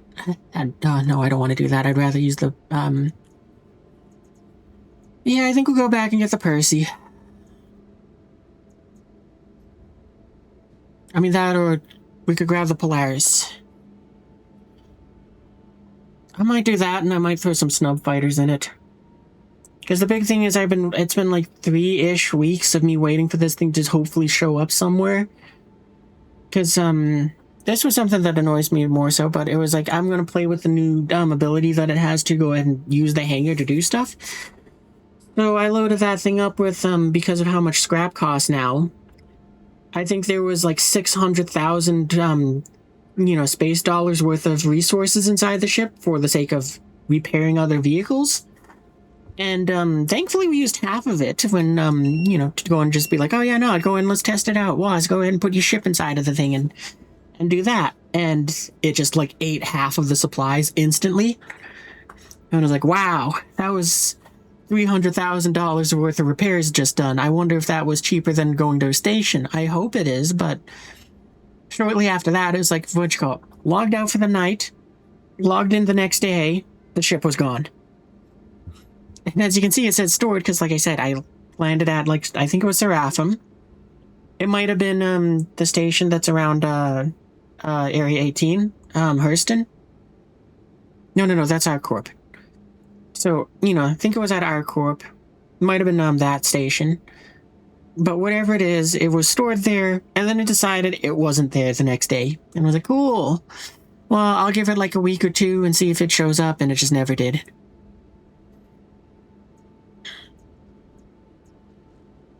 Alright, well, let's claim this thing.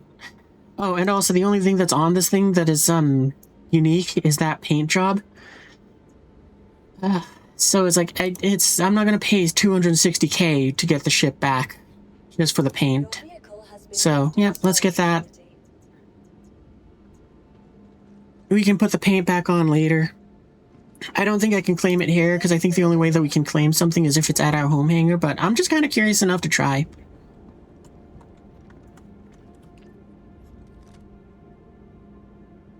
Yeah, the other thing which was kind of crazy to me was the fact that, like, I think it was last week, just out of nowhere, the game decided to put the ship's marker on my screen.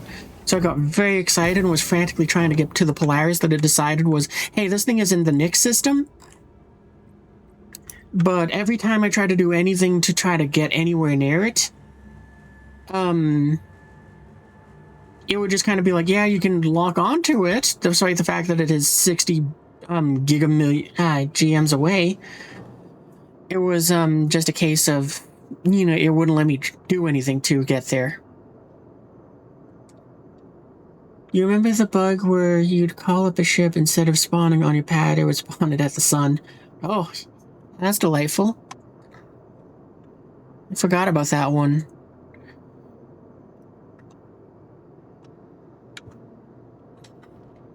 Like, honestly, to me, okay, I like the new insurance system that they introduced with this. But there's like 2 changes that I would like to see them make. Oh, this is the wrong thing. There's 2 changes I would like to see them do to the insurance system for this. Which, the first one is, I'd appreciate it if they just make it so the paints count as the stock thing, so it's like, you put the paint on your ship, you go ahead and save the loadout, you do the insurance thing and all that blah blah blah, because you probably might have swapped out weapons on it or something. So then the game says, okay, so here's the deal. You have 3 options for your ship. Actually, I'm going to go up to this panel just so I can demonstrate what I want a bit easier. But I wish there was 3 options for it. So let's just say I wanted my Aurora. There'd be option A, claim for free, which, it would just be like, okay, here's what you get. You get your Aurora plus delivery, whatever is on it. That's the free thing. Everything else is stock. Simple as that. Option B, the insured claim that we have now. Just exactly as it is. You don't need to do anything else with it. So it's like, cool, that's it. And then option 3, add a third button. It's the insured claim, it's the insured loadout, but it will also include ammunition. So, it's like, yeah, this one costs technically the same price, 3.4K, but we're also going to throw on the however much it costs to replace the missiles and all that. So that it's like, yeah, let's just say that it costs 2K for the missiles on this Apollo. So you pay 5.4K. Done. Just so that you can take off and get back into the game immediately. You don't need to climb into your Aurora, sit down at the seat, say, I need to restock the missiles on this thing, and go. It'd be very nice if they did that. Please visit us again.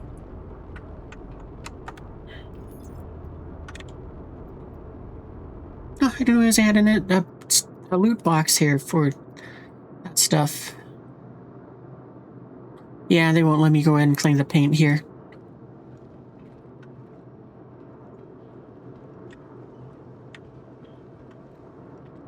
I was hoping I could, but I was pretty sure it wouldn't.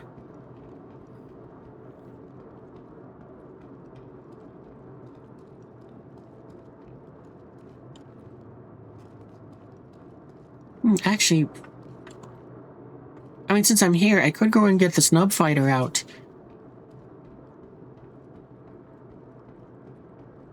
But then again, I don't know. Well, I guess I could use Steve to try to very badly fly the ship out of here.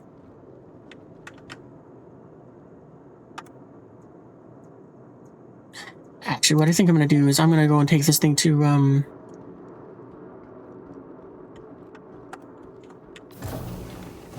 we'll just do kind of like the old school days where it's like, you'd take your big ship, you'd fly it down to one of the mining facilities and you'd load it up there. I think we're going to do that, and the reason why is because of gravity.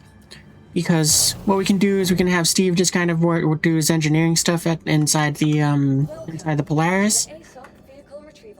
Then I can claim up the snub fighters from the little from the whatchamacallits that are there.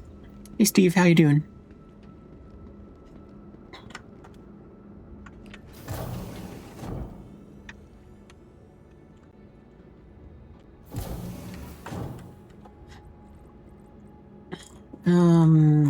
Docking port 1. I hope the docking ports are working. I kind of forgot about that too.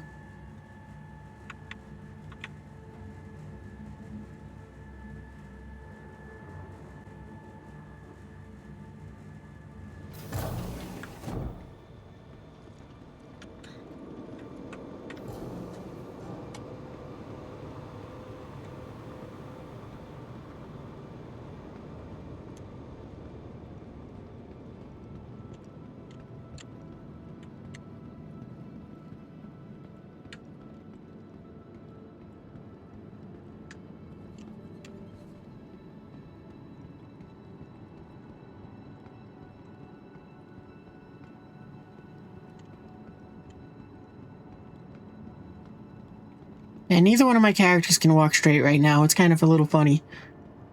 Can't wait. I'll let Steve catch up so that you can kind of see what he...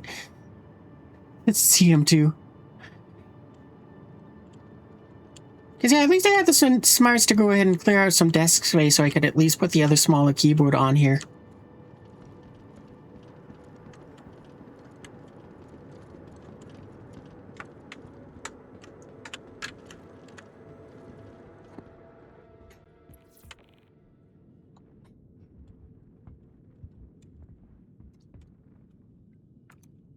Hey Steve, you can just stand here for a moment. Well, I get the ship prepared to depart.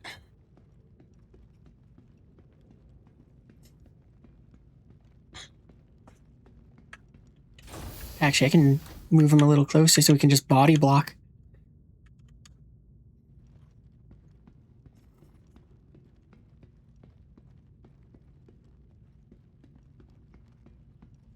But yeah, what I'm thinking we might do is maybe we'll load up like 2 snub fighters and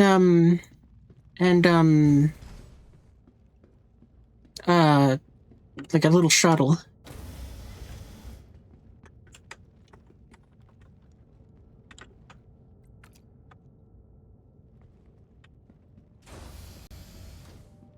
I think they said they fixed the docking ports with this patch, but I can't remember now because it's been so long since I've flown a ship that requires them. Just because I've been avoiding them.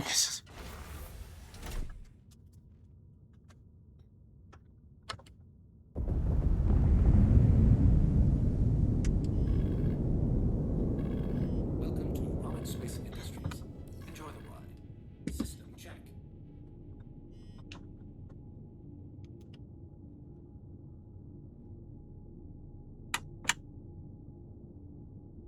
Are you gonna let us undock?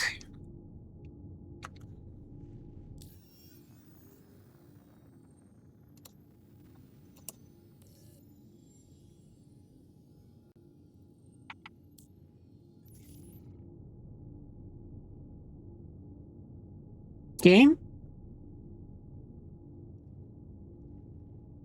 Come on.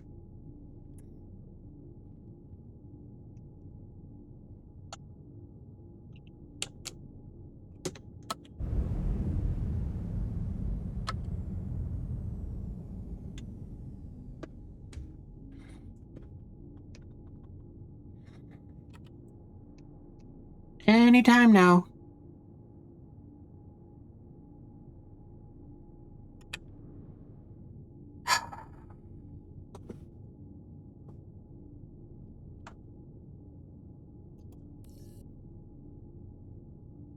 Yep, trying to undock. It doesn't seem to be working, though.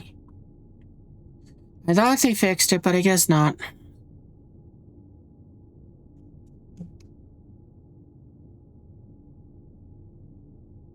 Right, Alt N if it refuses. Alright, sure, let's try that.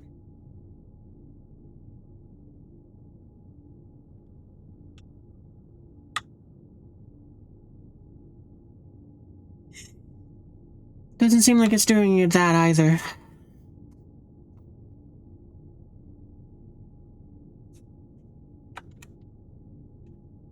Man, I thought they fixed this. See, I mean, this is what I mean. I wish they would stop wasting their time trying... No, we're phasing. I wish they would divert more of their time to fixing problems than just making some pretty new thing for us to interact with or buy. Yeah, we can try powering everything off and back on again. Welcome to Roman Space Industries. Enjoy the ride. System check.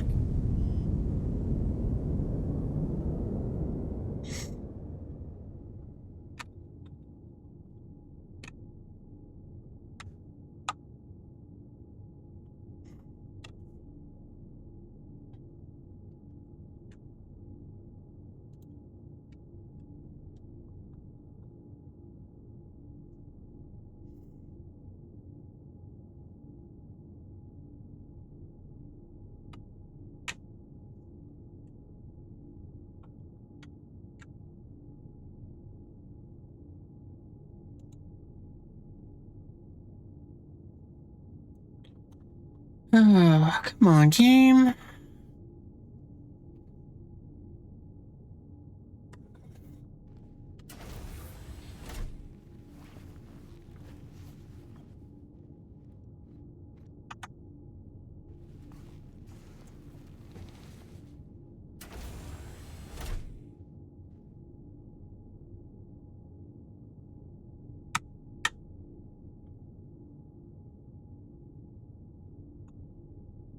Alright, I guess maybe we are going to try to load this thing up. I was very excited to go ahead and try to use this thing and use some snub fighters just for the fun of it.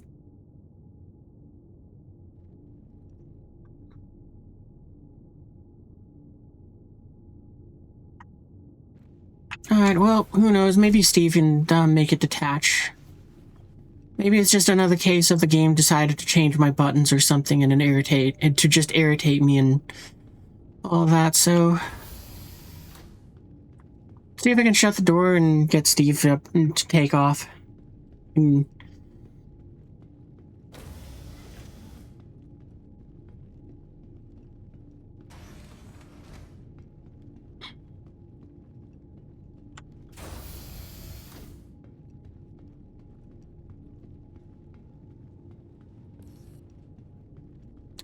you know, this is another reason why I just like, despite the fact that I like the new insurance system, I don't like that they introduced it. Just because of the fact that it's like, oh, that's interesting. It actually closed that door up there. Maybe we can't close that door? Alright, then Steve, go. Go.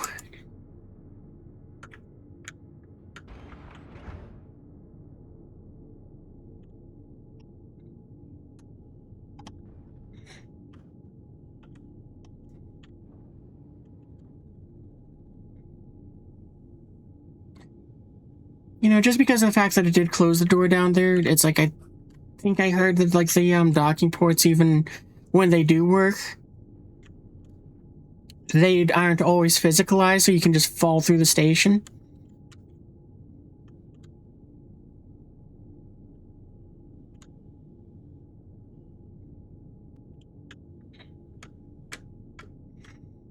Okay, Steve, see if you can make the ship take off. Ah, water! It's like drinking Water. wet air! It is like drinking wet air.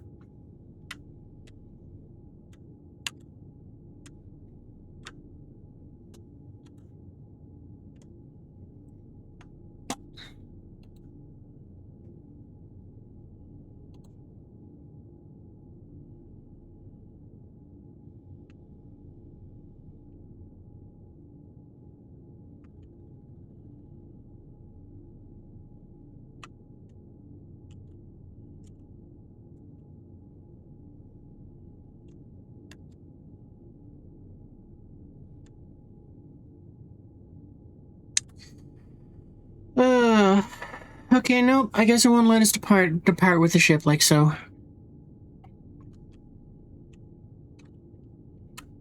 Great. Yeah, this is why, like, I've said it a few times, but this is why I've just kind of stopped playing Star Citizen as of late. And apparently won't let us through those doors. I was hoping it was just a visual bug, or maybe it would be a case of,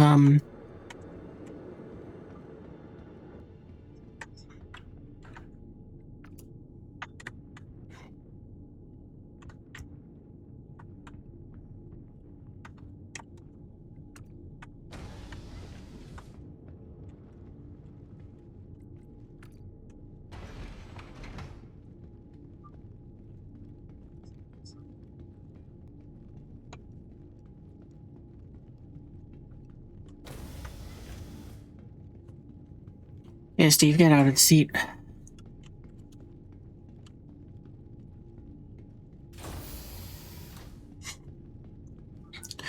Well, I think I'm gonna try one last time, and after that, the only idea which I have left would probably be to backspace and, we'll be back in the station that way.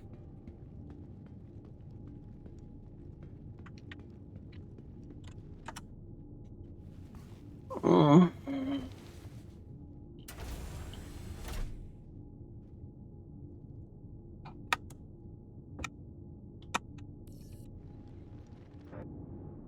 Oh, okay. Well, I guess we're just floating here now. Because I'm guessing the game decided to store my ship because it was like, right, you didn't depart, so we're storing the ship for you. Despite the fact that I had sent many attempts to go ahead and to depart. So thanks, game. I'm just gonna backspace both of them. Blech. uh,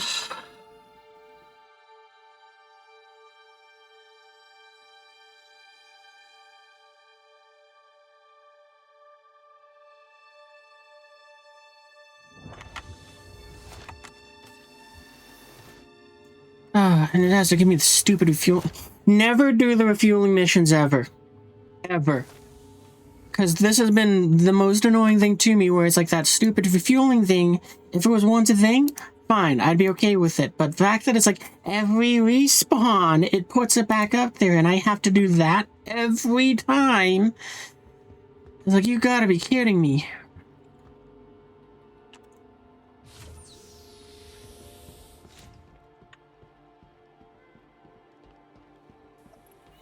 Like, it's not a big deal, but it's one of those things where it's like, no, every time it's like,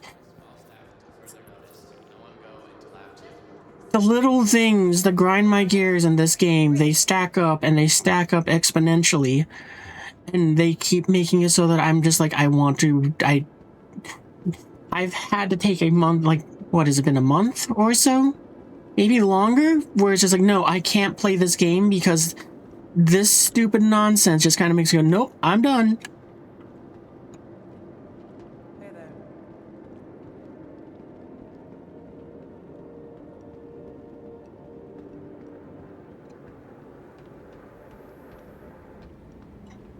Yeah, well, you know what? I'm just gonna empty my pockets. Because the Apollo is here, screw it, we're just gonna take that thing.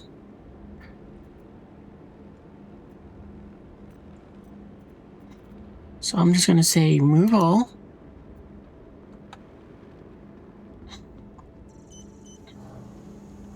Welcome. And we're just gonna use the Apollo to, actually, I guess I could claim a fighter here.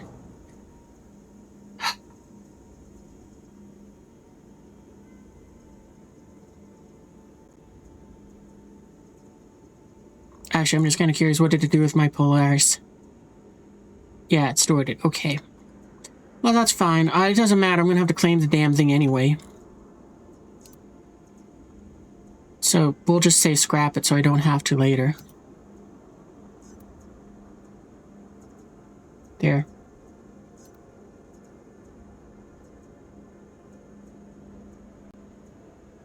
And,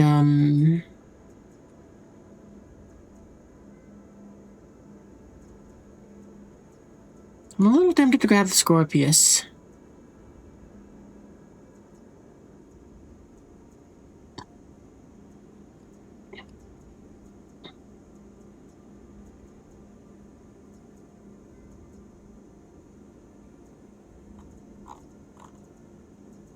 You know what, let's go to Hornet, because, I don't fly that nearly as much, and it might be kind of fun just for a change of pace. Your vehicle has been moved to our storage facility. Vehicle selected. And Steve, I think we're done with you for now, so I'm just gonna Your shut vehicle you has down. been delivered to the following location. Please visit us again.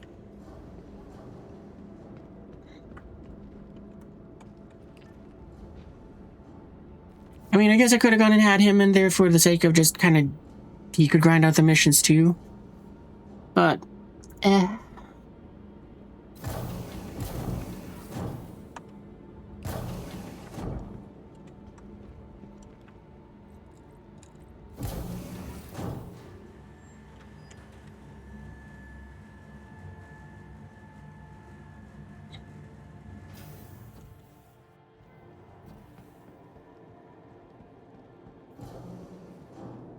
I was so expecting the Hornet to go and be halfway into the pad.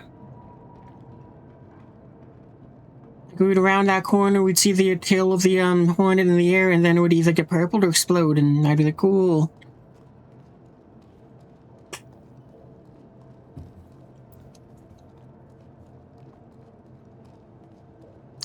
Yeah, I definitely think Star Citizen needs to make the next patch not about some sort of new game mechanic or something new to draw us in. It needs to be about making the game run better. Like, above anything and everything else, it needs to take a patch or 3 to fix as much as it can.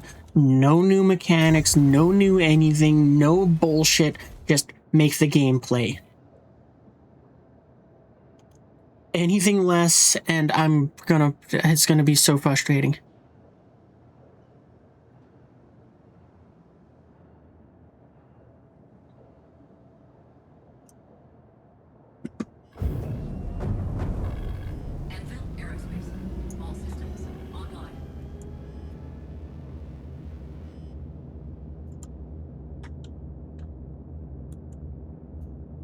I thought I was supposed to, like, zoom in on the panel itself.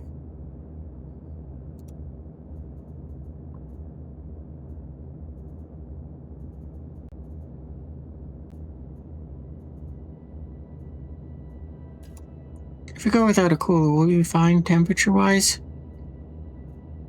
Probably, yeah.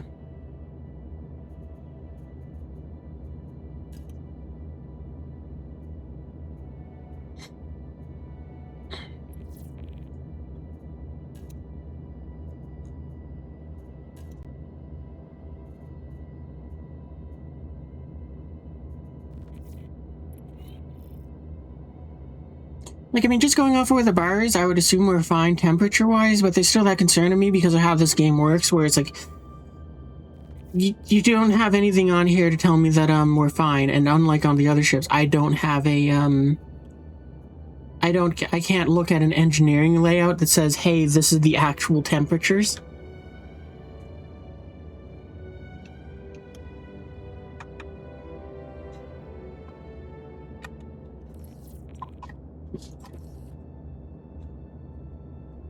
Takeoff complete.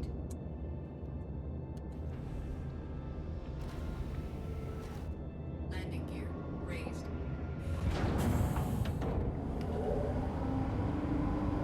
Forward proximity alert. Alright, well, let's take one crack at this mission.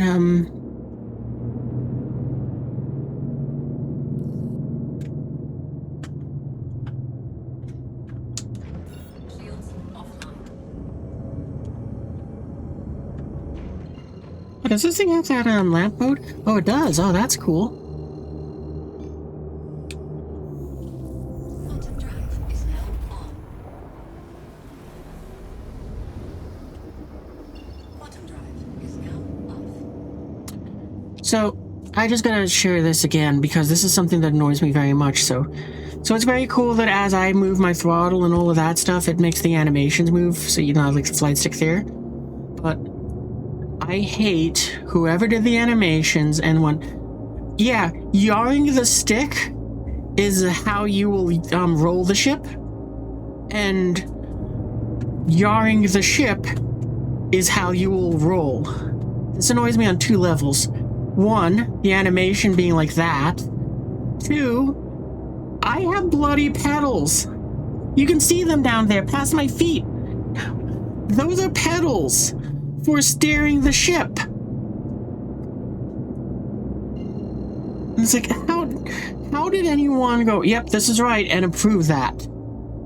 Have none of them never seen Top Gun?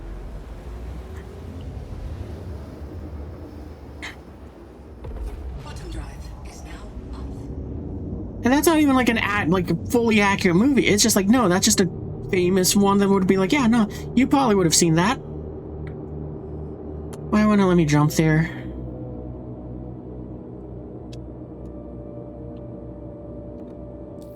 Like, and all their ships do that. It's the same stupid animation for them all, and it's like, it drives me nuts.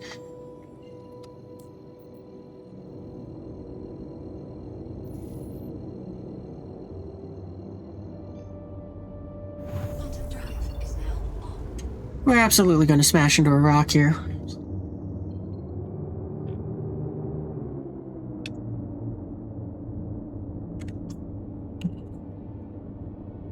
But yeah, it's like the art team's the only one that actually pays attention to the details. Because look at how beautiful this thing looks. It's incredible. And then as soon as you go ahead and just get into the nitty-gritty of it, and it's like, that's yaw, and that is not yaw. That is roll.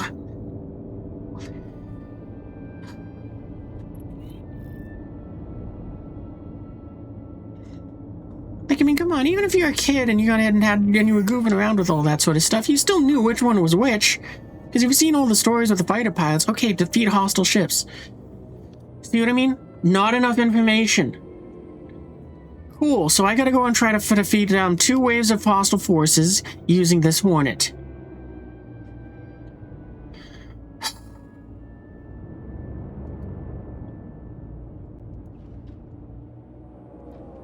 Lock.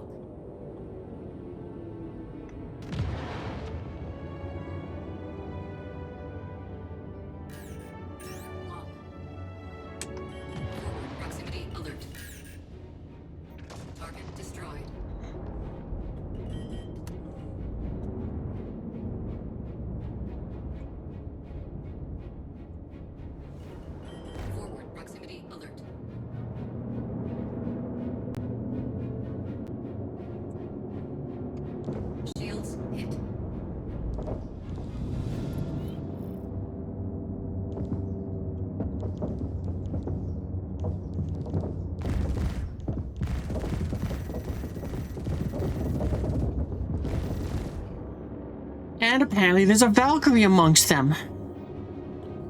Yeah, this is what I mean by they don't give enough information with the missions. Because I don't know what my targets are. I would have brought something a lot bigger than this if I had known that there was a Valkyrie amongst them.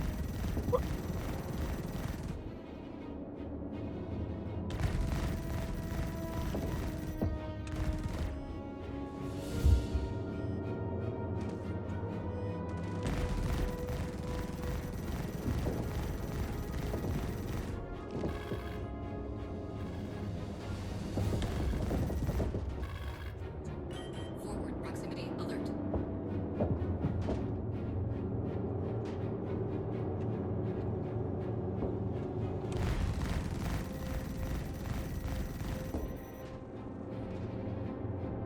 I doubt I have the durability or ammo to deal with this.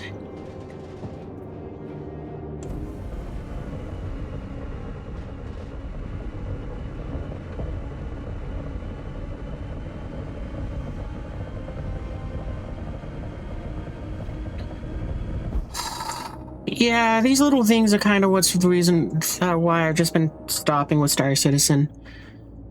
Because I love their art team, and I love that the work that they do with this game, and I love the fact that they got a passion for this and all of it, but when you... Lock. Forward proximity alert. Lock.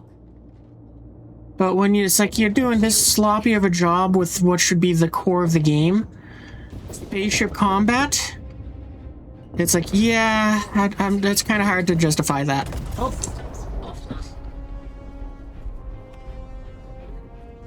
So apparently I didn't get destroyed, but my vehicle was destroyed. Oh, and can I use the eject feature?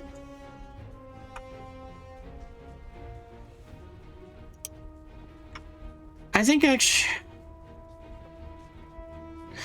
judging by the fact that I'm not blacking out judging by the fact that it hasn't made me black out during these multiple spins that are probably like, what, 3 rotations a second?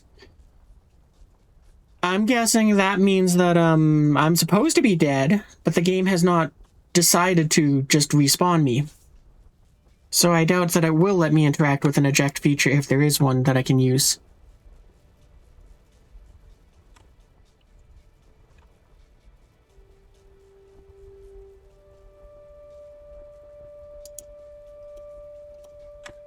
Can I, like, get out of the ship? No. Okay. Exit the main menu. Oh. Can I backspace? It won't even let me backspace. Okay.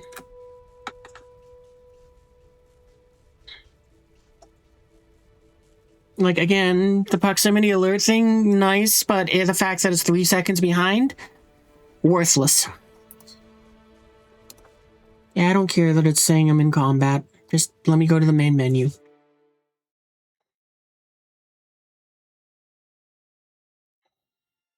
I guess I might need to bring Steve back online.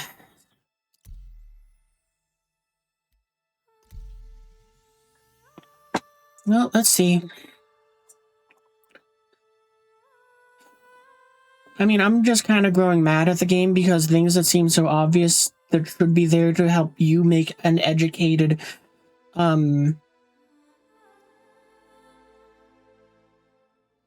educated preparations for the mission that they want you to do need to be there. But the fact that they're just saying, there's bad guys in that direction, go get them, Tiger, is...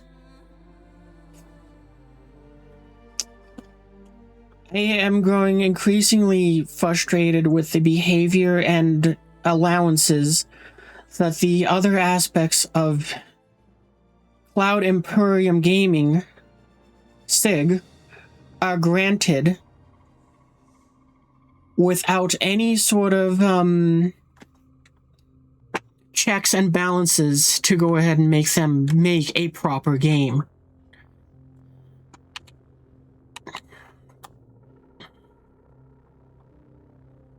And now, because of that, instead of the game having killed me correctly, I am stuck in this cockpit, incapable of climbing out of it, interacting with any sort of ejection systems, or going back to respawn.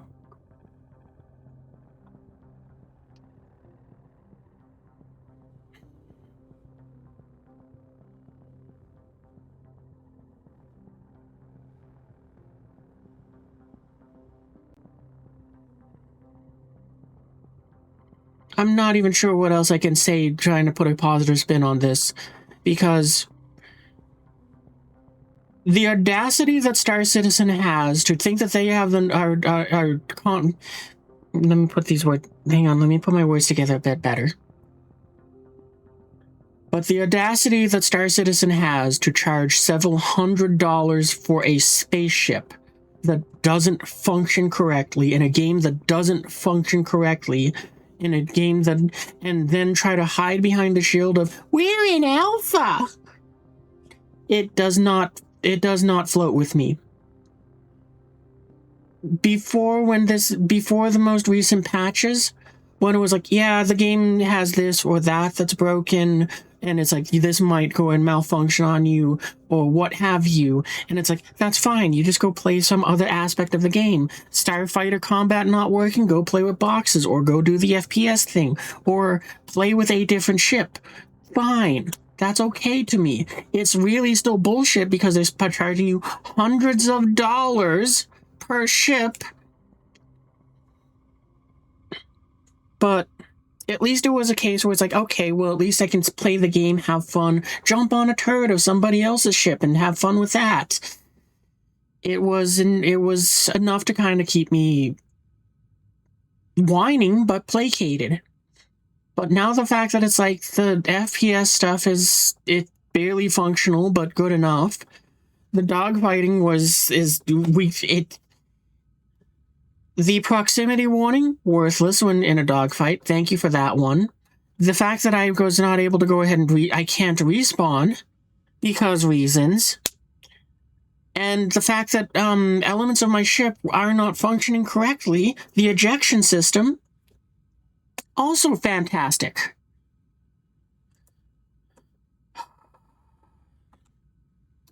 Can I exit the menu now?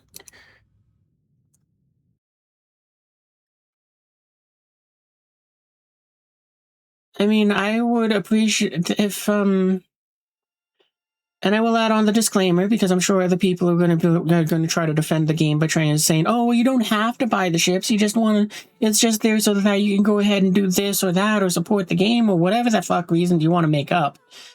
That is true. You don't have to buy these ships. You could spend $40 on the starter ship, never spend another penny on the game. You can absolutely do that. But even still, if you're going to charge $40, then the ship should work as intended. And I'm just going to tag this on here because this has been grinding my gears lately, but when they introduced enter the source. When they introduced the new Rylan cargo ship and shuttle, I don't know why, but this time in particular, it really irked me that they said, hey, here's this new snub carrier. It's completely worthless because nobody plays with snub carriers, but we're going to charge you $450 for this thing. And for some reason, that one, it was like, so you didn't even give us an opportunity to try to get this at a cheaper price, like the cargo ship version, which was, what, $225, which spiked drastically up to $400 and something. And all I could think is like, I hate this system because of the fact that what they should do is they should offer the ship at the cheaper price. We're going to stick with the Ryland, the cargo ship, because that one was $225 and it jumped up to $400. It would have been phenomenal for them to have said, so here's the deal. The ship is new. We're going to let you buy it for the first, let's just say 2 weeks. Well, it's the free fly of this thing. Or I guess what, it's Alien Week, so 1 week. For the next week, for Alien Week, while this ship is available, you can buy the ship at $225. After that, after the new car smell is gone, it goes up to its $400 price. Because at least then you have an incentive to buy it while it's new. But as is, it's just like, no, you're trying to ask for too much money for a ship that you raced out for Alien Week that is broken, that you've gone and pushed forwards in a broken state into a broken game, then because you won't fix the other things to make it less broken. I'm sorry that I'm doing so much ranting, but it's just like, Star Citizen is really grinding my gears with this nonsense.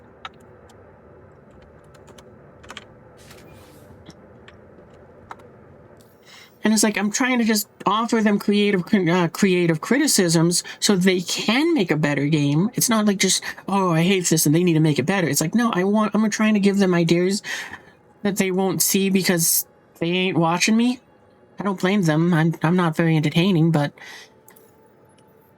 you know, still, it's just like, yeah, would definitely be nice if they did some stuff like that.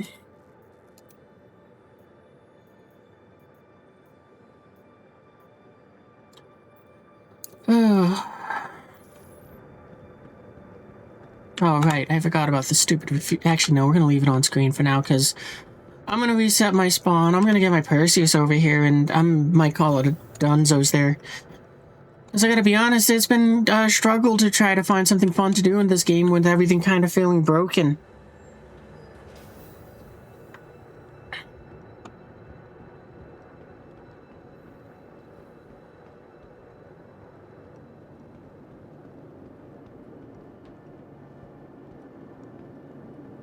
Like, it is far easier to ignore the broken elements because you're having fun with friends. But, because, you know, it's like, yeah, I don't notice these as much, and it's much easier to bite my tongue and go ahead and just kind of be like, yeah, whatever, it's not a big deal.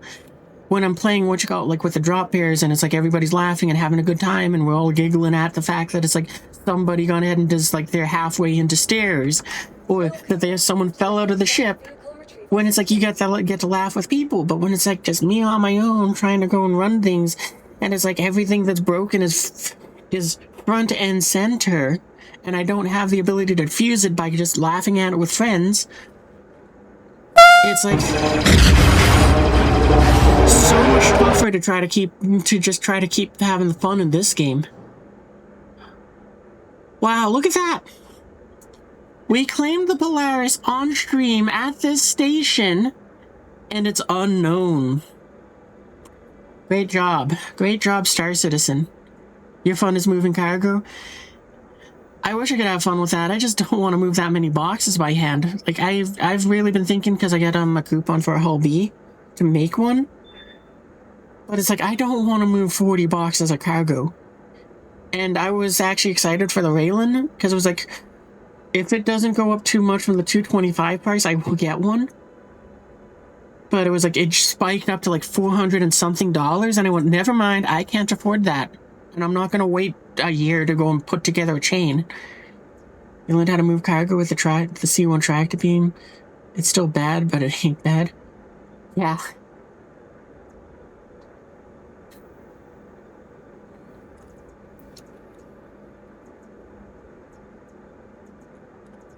Yeah, I mean, just the mechanics of the game being in such a because of the disarray that the game's mechanics are in, it kind of ruins the fun for me with pretty much all of the ships that I do have, because I got an assortment. Not all of these are ships that I actually own, but a fair majority of them are now. Like, I don't own one of these, and, one of these Auroras I don't own as well, but the point being is like, many of the ships that you see, it's like, I want to support this game, it's a lot of fun, and I do have, at, you know, I can afford to throw, you know, like $15 here and $15 there to build up to a Corsair, or something, but when the game is in this bad of a state, it makes it very difficult to try to play this game, and it makes it just makes you kind of go, I'm so frustrated with it, and all I can think of is just all the things that I want to just tell them, hey, this is an issue with the game, here's my idea for how you could fix it, I want to be constructive for the game so that it can be fun, And it's just like, I'm just growing more and more frustrated because of the fact that it seems like they're becoming more and more desperate to just kind of have things happen. And it's like, please stop. Please stop. Take a step back. Collect your thoughts, Star Citizen, and build something that is actually made correctly.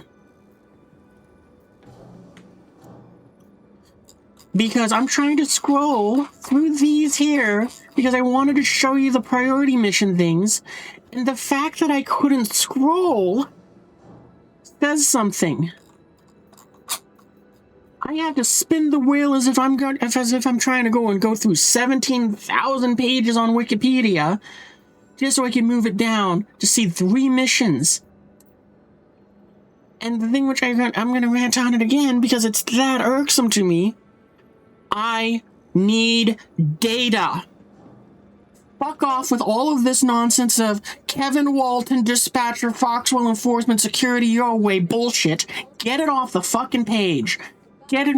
All I want to see is go to the asteroid mining base. There is this many targets. There is 2 waves. Get it done. Period. Not this stupid bullshit that just is to fill in space on the screen so that it looks like they did something. Fuck off with all of that. Give me the mission details.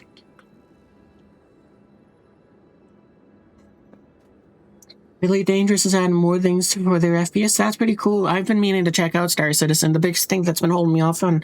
Not Star Citizen, I said the wrong game. Restarting that sentence. I've been meaning to check out Elite Dangerous because of the fact that it's they have been adding a bunch of new stuff, and I kind of have been away from that game for like 2-3 years now. Like I quit that game like shortly before I joined before I took a look at Star Citizen because nobody played it.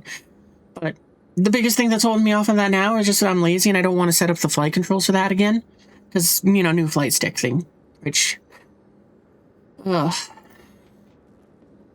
I'm probably going to do that because I'm getting very fed up with Star Citizen's bullshit of no information here for these missions. Missions that are broken. Missions that don't work right. A server that doesn't work right. Ships that just disappear on you. And pretty much anything that can go wrong, if you can think of it, it happens here.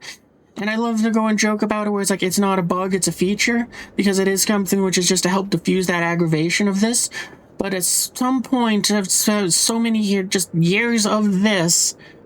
And without them ever seeming to fix these problems, and they just go, oh, don't worry, it'll be done later, and more things break, and more things break, and all that they ever do is just pump out a worthless ship to go ahead and to get an egregious amount of money from that ship, is really grinding my gears.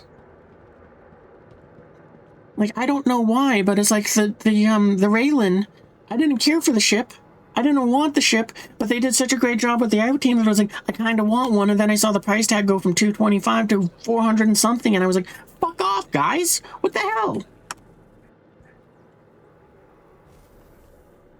Reset.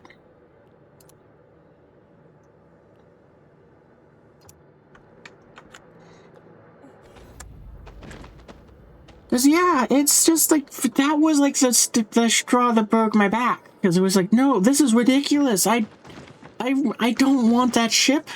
I wanted it no, I don't need that ship. I wanted it as a novelty. And then the price being so high just was like all the other novelties where it's like, I kind of want that, but it's like, it's far too expensive. And, all of that has just made me kind of go, yep, nope, that was it. I can't just kind of let that go by anymore with Star Citizen. As they keep letting more and more problems pile up, they don't seem to fix them, and they keep throwing in more nonsense, hoping that that's like people will forget that and do that. It finally got to me.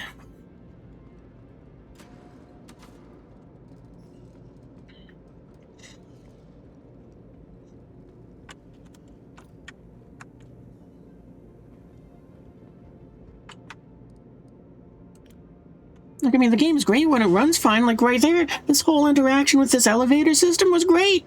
I got out of the bed, I walked across the floor, I went over to the elevator, I touched the buttons, I waited a few seconds, went inside the elevator, touched a few more buttons, and now I'm here.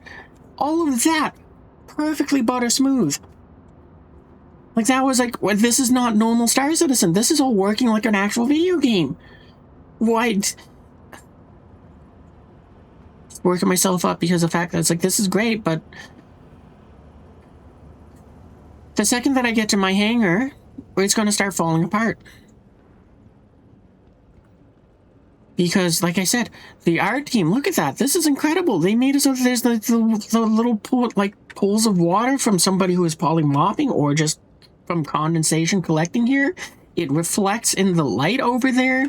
There's all the little details here that show that it's like somebody just left some towels here. There's these little lights strung up so that you can kind of see stuff. It's like, yeah, this was a dark corridor, but they just said, well, we got these little Christmas sort of lights to go and hang up. We'll put them up. We'll go ahead and try to keep the signs as clean as we can so that you can kind of know where you're going and all of that. This is great from the art department, but they need to stop giving all their money to the art department, and they need to fix the game. Because I can tell you this, if the game ran better, I would play it more. My commentary would not be full of so many complaints. It'd be like, I'd be going to friends and be like, dude, you gotta try Star Citizen. The game's amazing. The space combat's so detailed. It's like War Thunder in space, except without, except without all the nonsense that War Thunder does that makes you hate it because there's less grind. So, you get to do that. Plus, it's on foot, so you get that, so you can have like a Call of Duty experience if you like Call of Duty or whatever other FPSs there are out there. And you can have fun walking around. And you can even have fun where it's like you can kind of pretend you're immersive and pretend you're in Star Trek or Star Wars running through the halls of a ship to be like, Captain, the engine room is on fire! Doing all that sort of fun stuff. But you can't do any of that if you're trying to run to the bridge to tell the captain the engine room is on fire and you fall out of the ship.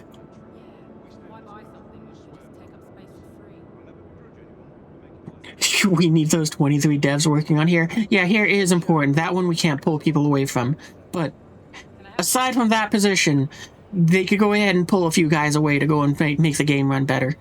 More so, I think what they need to do is it seems like they kind of spend all their budget possibly hiring new artists and stuff, and they keep pumping out all these beautiful things, but they aren't giving any money to like the boring jobs, the guys that are just in the background, the real heroes that go ahead and are making the game work, and where they're going through the code of ones and zeros and text that makes no sense to go and make it all play. Like, we can just turn this on for the fun of it.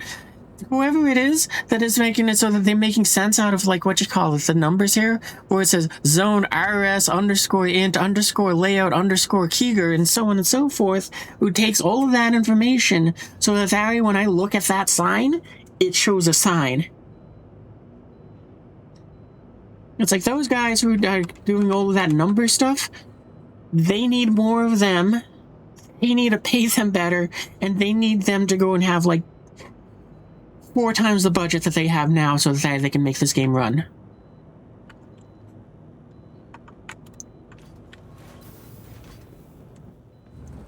And side note, I'm just really shocked at how smoothly this station is running compared to every other time I've been here. Like, every other time I've been here, it's like 7 FPS and things don't run.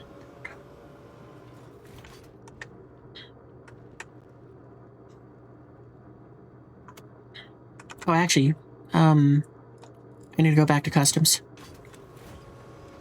I want to see if I can buy, Dominator rockets at the, store. So I can shove those in my Apollo.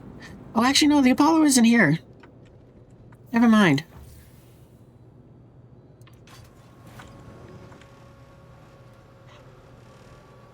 And that's the problem with the ship making. It's like they don't understand the concept of cargo hauling. What is with... Yeah, right? Don't know why my ship is on the pad already, but, you know, it's there, it says it's fine, so we're just gonna roll with it. Oh yeah, it's like, I wish they would consult more people when it comes to the, design of the ships. Because, I think they did a good job with the Perseus, but they did a terrible job with the Polaris. And what I'm talking about with them is because they're warships, they, need to have redundant systems. they need to be able to be something that is not just instantly taken down because you can just put some well-placed shots. They can be disabled or severely crippled by that, but not completely put dead in the water. Because what am I going off of here? Well, let's look at World War II, where ships like the Bismarck would take hundreds of hits and be severely crippled by one lucky hit that takes out the rudder. But they couldn't just be like, oh, well, we're going to throw like a few dozen rounds into that thing and blow it, and it'll just go ahead and be like, problem solved. Ship's out of power. It's just an easy kill. And you can't get lucky kills that will completely wipe out a ship, because Bismarck did that to the Hood. Because HMS Hood caught one unlucky round, went straight into the ship's everything, and the thing just went up like a Roman candle. Happy 4th of July. Yeah, and just exploded, and it was like, that's the end of the Hood. The Hood died in seconds. But actually, we can kind of demonstrate it here while we're going by, but I'm just going to kind of lazy this. Somewhere up there, either there or over there, is a power plant with inside the Perseus. And then there's another one a little bit back here in the engineering rooms. So it's like, you cannot fully shut down this Perseus. They did a good job with this one in the sense of placing things out in the ship. Actually, we'll go to the engineering room because I can just show you with the schematics there. Because this one, they did a good job. They spread out the parts. They made it so that the ship has a practical layout, a rather practical layout for the combat, where it's like, yeah, this thing, the design language encourages you to go ahead and use it for a broadside. So that's what you get. But yeah, what is, so there's like a cooler there, a power plant there. Can I can get rid of the rooms. I don't need those on. There. You know, and then you got a cooler and a power plant back here. That's great, because it means that, yeah, if you're going to, if you're like throwing shots at this thing and you just happen to be screwing them all on the backside, yeah, you might take out a power plant and you might, or a cooling system, or maybe even the rate, or anything in this room, really. What is this? That's the quantum drive? Okay, yeah. It's like, yeah, sure, you can disable elements of the ship, but you can't bring it fully down. And then you got the Polaris, which is more expensive, it's a bigger ship, and meant to be more intimidating and powerful. However, that thing, you can comically take it down by throwing a bunch of rounds into its underbelly in the center of the ship, and suddenly that thing's out because it has one singular power plant. No auxiliary systems, no nothing. If I worked at Star Citizen and I was kind of like the supervisor for this, then I don't have any military I don't have any idea of how the military builds ships or anything like that. I just have the ideas from what I get to see with the blueprints from when I was curious and I looked up what American-made ships looked like back in, you know, World War II, kind of with the blueprints, and it was like, well, technically, you did have them all still kind of clustered in the middle here, where it's like you got all the boilers and the turbines. They were separated out a little bit by different rooms. So that it's like, yeah, if a section gets hit, you could lose 80% of your power, but the ship can go ahead and struggle along to try to limp home. And destroyers, it was kind of like you kind of can't do anything about it. You just have to have all the power in one place. But something like a cruiser or a Corvette, like the Polaris, you had room to kind of separate that out. And if I was, and if I worked for Star Citizen and I got to go in and be the one that gets to, like, push back the Polaris in this sense, when I saw what they wanted to do for the power plant, I would have told them, are you fucking stupid? I would have sent them back to go ahead and, redesign the interior of the ship. And the, note which I would have given them is said, put a size 3 power plant as an auxiliary power system in there.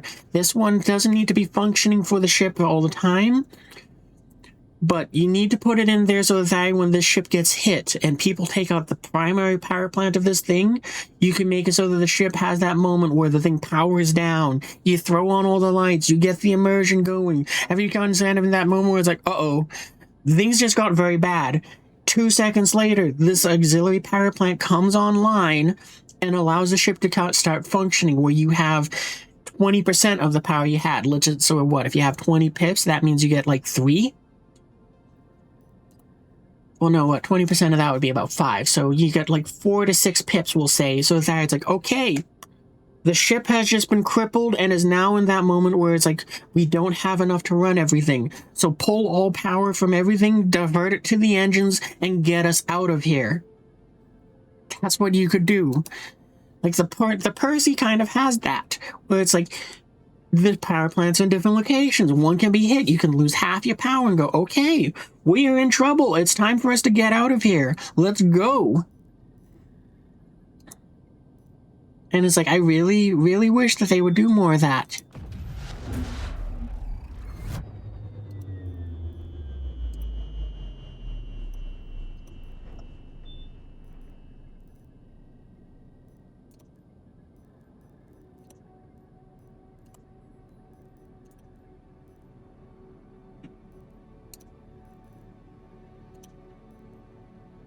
Do I only got the 2 pips? I guess I only got 2 pips here. Let's try to make it go up to 4, because it's like, I see that there's those grayed out ones up there, but... Oh. You know, and it's like I said, I love all the things that they put into this game to kind of make it so that there's something interesting going on. Like, I like the engineering system with this, but... Still, it's like...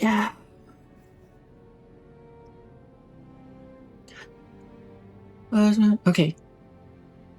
The other issue is, like, the community gets too focused on certain things and not think about the systems being placed. The Galaxy cargo modules for 500 SEU. Need a rail tractor system, tractor beam system at all, and an elevator. People hauling cargo would loathe at the idea of their job taking too long. Yeah. I mean, that's why I kind of stay away from cargo, because it's like I see the big numbers of cargo things, and it's like, so it can be broken up into 64 SCU boxes, but just to simplify this, if a ship has 640 SCU, that means you got to move 10 of those boxes. Oh, that doesn't sound too bad, except when you're kind of doing that back and forth all day, where it's like, yeah, each one cargo trip is 20 boxes moved, because it's moving onto the ship, snapping into the right place on the grid, so that you can fit all 10 boxes, and then you have to unload them, which again is a bit of a hassle. And it's like, ugh, this is so frustrating. Like,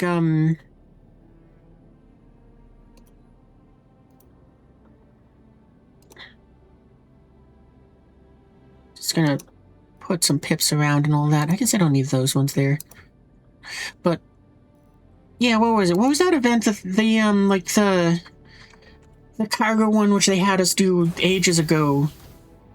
Oh, actually, you know what? Before we go in and take off with the ship, just remembered I need to get the Polaris here for... Oh, this is the wrong room. That's right, I'm on the 2nd floor.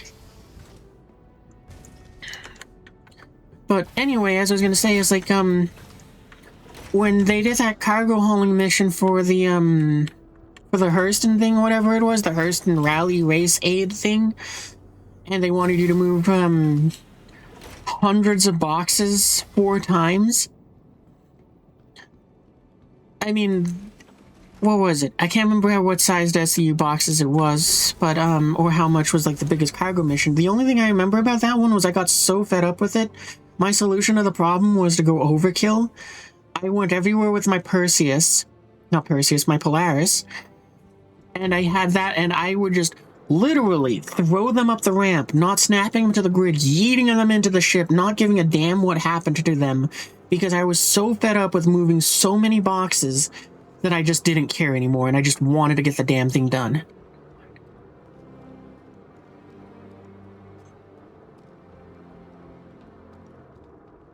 So it's like, either the mission is finished or it isn't. I don't care anymore.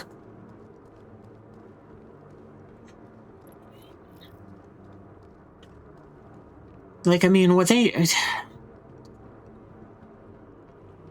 keep introducing new problems and not putting a solution to them. Like, I mean, I'm just thinking of this because they put the packaging around weapons now, which is pretty cool, but it does literally nothing. Oh, okay, I can't claim this for another 4 hours. Alright then. Your vehicle has been moved to our I wonder what I can do around here, because maybe what I'll do is I'll just go and see if I can do some missions around here. There's nothing fun here. Okay, never mind.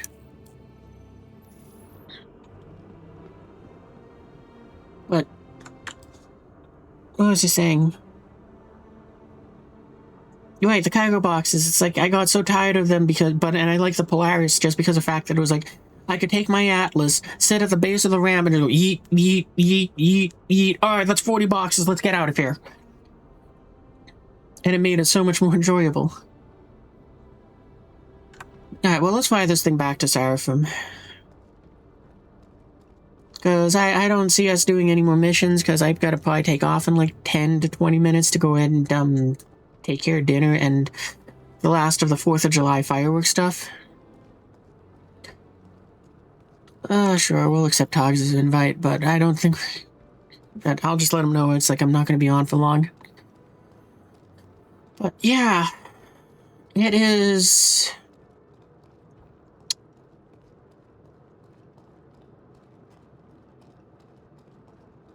It is a game that is full of a lot of cool stuff, but Fig intentionally puts in inconveniences and does not put inconveniences. And it's kind of frustrating.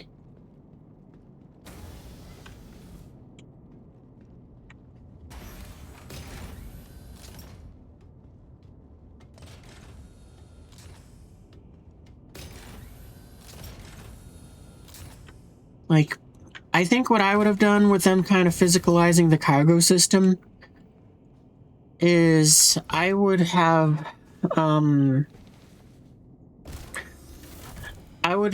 actually, this is just the simplest thing that I would do, but it requires them to put drones into the game.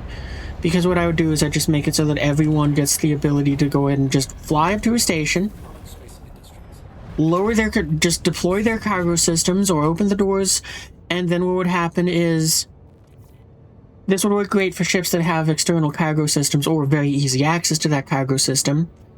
But I'd make it so that those I'd make it so that everything has access to those, what the Hull C has with the, auto-loading.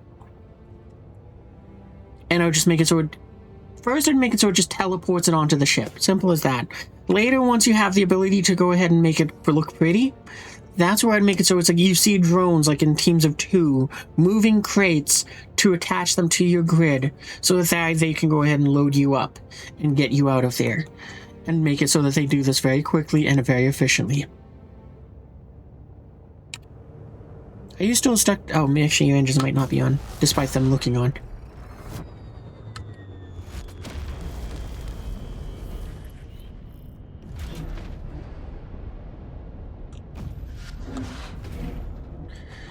Why are you stuck to the pad? Come on.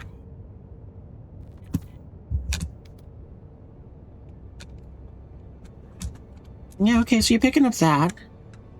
We know that it's we got the stuff working now because we were able to take off and fly with other ships. Okay, I think actually maybe we won't be flying to, we'll try storing the ship.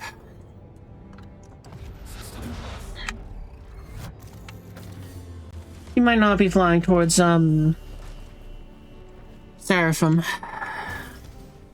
And I might put this game down until they release the 4 point whatever and hope that the game runs better that time. Because if I can't get a ship out of this hangar, I can't leave the hangar, I can't get out of here unless I'm getting a ride from someone. And if I'm doing that, that means that I can't fly my ships until I claim them somewhere and hope that I can take off from there. So we'll try storing the Polaris. We will hope for the best that it will decide that it can then take off. But I gotta be honest, because of the fact that the ship seems to be pretty... actually, that does make me kind of hope that we can take off, because it looks like the thing's fused with the pad. So maybe storing it and claiming it up will work. But what I'm kind of suspecting is happening, since it's happened in the past, is they've accidentally put a 0 in the wrong place, so the thing does not produce enough for us to take off.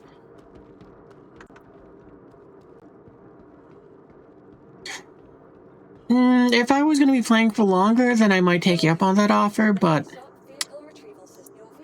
as I'm kind of reaching the limits of what I can tolerate from the game, and the fact that it's like, even if I did get out of this hangar, it still might screw me over and not allow me to take off. And it's like, what's the point? So I can log out and wait for 4.9 to be released in a couple months and then try again.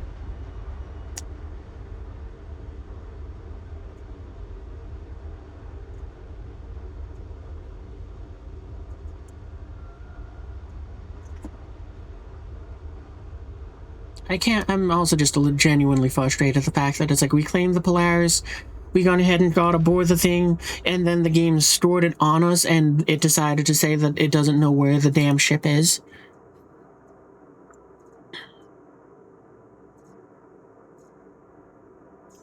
Your vehicle has been delivered to the following location.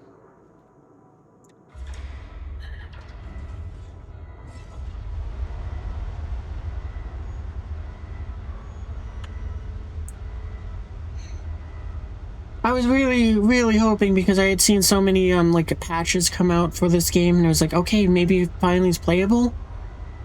But it doesn't feel like it's playable yet.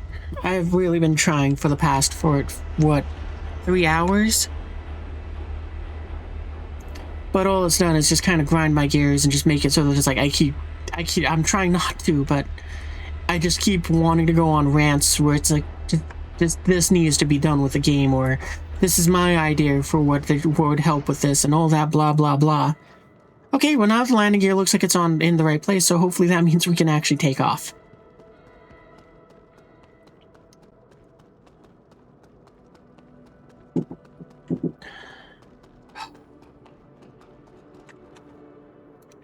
And I will be right back.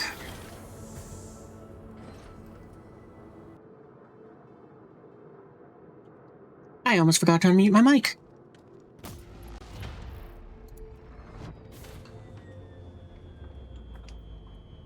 Just because the landing gear is on the pad correctly, I feel more confident that we're going to be able to take off this time. Because, yeah. As we learned at the start of the stream, I got it and was an idiot when I was trying to take off by using the wrong controls. / they were inverted. It was really a combination of both, because one was I was using the wrong controls, but even if I was using the right controls, they were inverted, so I wouldn't have been able to take off because I'm going up to go down. Or I'm trying to go up, but the game's trying to make me go down. Okay, flight ready. Welcome to Spaaaaace Industries. Enjoy the ride. System check. Yeah, there we go. Collision alert. Boy, that's gonna be a fun story for me with, what you call it, I think, with the drop bear sort of deal, just being like, hey guys, I found out why I couldn't take off. But yeah, we're gonna fly this thing back to Seraphim, so that at least I got those 2 ships to have fun with, next time. I don't know when that will be, but I'm not sure if I'll stream Star Citizen. If I do play it, I'm probably going to play it off screen. One idea which I have been thinking of doing more of is just kind of recording stuff, which will then be uploaded to YouTube, just kind of like off-screen VODs in a sense. Or, you know, who knows, maybe it'll be more impromptu streams in the future. But kind of shorthanding it, I figure Star Citizen's probably going to be, in a sense, shelved when it comes to streaming games after today. Just because it's like, yeah, there's so many things that are wrong with the game right now. It's like, I can tolerate it for an hour or 2 with friends. But if I'm playing on my own, it's far too hard to go ahead and just...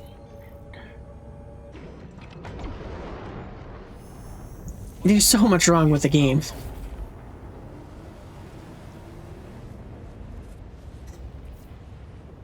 But...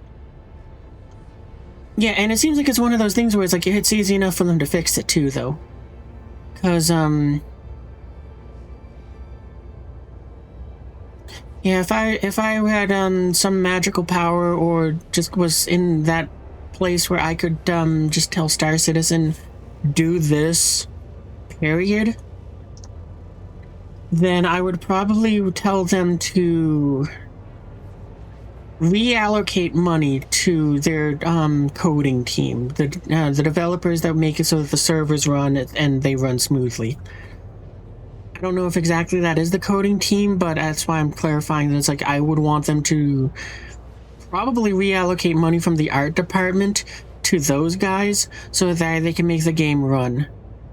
The second thing that I would probably do is I'd make it so that I would change their marketing to go ahead and say that, hey, this new ship is out. It currently, or let me restart that sentence because I gotta go back a bit more.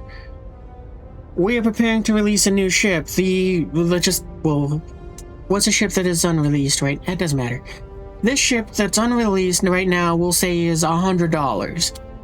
It's going to release next week, and it will be available for test flying for 2 weeks. So, during that 2 weeks, you can still buy that ship for $100. After that period, well, the merchantman is one, but what does that one cost? Like $500? But anyway, it doesn't matter. So, $100 ship for 2 weeks. You can test fly it. You can get your experience with it, and then you can say, gee, I really like this cool, super duper awesome new ship. I will pay $100 for it. And then if it's like, and the reason why I would do that is because you'd have that thing where it's like, this is the maiden flight sale or whatever you want to call it, where it's going to be sold for $100. After those 2 weeks are up, the ship's price goes to $250 or however much they want to make it, because I am a very strong believer of you don't go whale hunting, you go for the sardines. You make it as affordable as possible, and you kind of go for quantity you go for the small fish instead of the whales. So, I mean, to me, it's like the logic that I have is that it's like if I was in charge of Star Citizen's marketing campaign, my campaign would be to target as many of the small fish as I can to give them something that says, give me $40 or give me $100.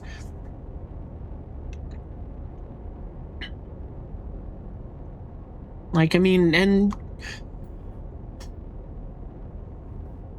a lot of the things that I would include too to try to make people feel special so that they will want, because people want to feel special and I don't care about that, but people want to feel special. So what will we do? Maybe what we can do is we even make it so that we throw on an extra $5 additional thing where you get a special little, like, decal or paint job or something for the ship that just lets you feel, kind of, well, actually, I mean, this is a perfect example. When the Perseus came out, they introduced this skin for $15. And even though at the time I didn't have plans to buy a Perseus, I was like, I have $15 that I can throw at this thing to pick up a skin, so when I get one in-game, I can put it on that. And then eventually I liked the ship so much because I had so much fun with it with friends, and even to some limited degree solo style. And because the ship was very well made, I gone ahead and said, well, you know what, I can go ahead and string together a couple coupons to go ahead and make this, because I already had the coupon for this thing from before the ship released, which allowed me to save, like, this thing was like 50 to 60% off of its actual price. But that aside, it was one of those things where I could kind of nickel and dime my way through to get to this thing, and it was like, yeah, you know what, if I spend $20 now, I can get the ship, and it's ready on standby for when I want to go and play with this thing with friends and all that stuff. But originally, before that, it was like, no, I'll just get the paint and that's it.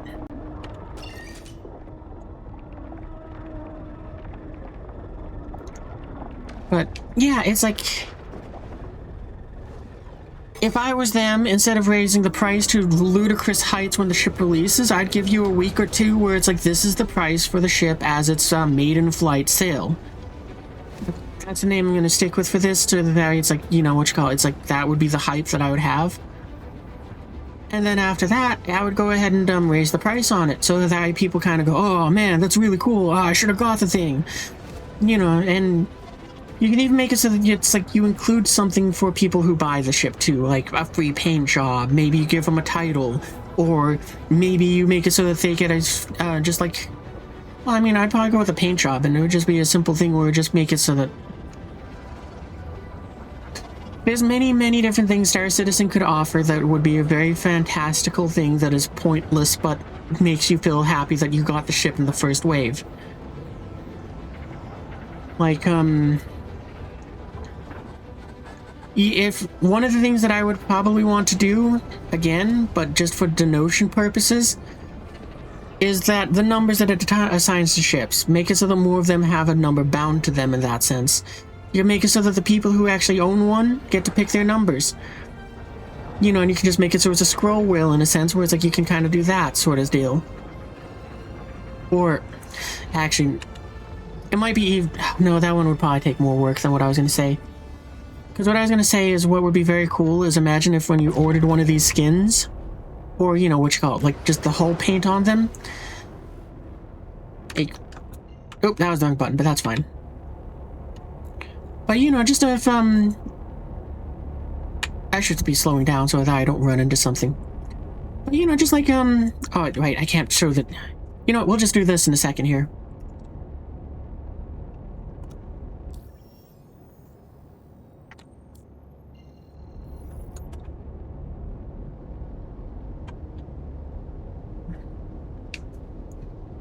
Well, you know, I can't do exactly what I was hoping for, but I'll just go and say that...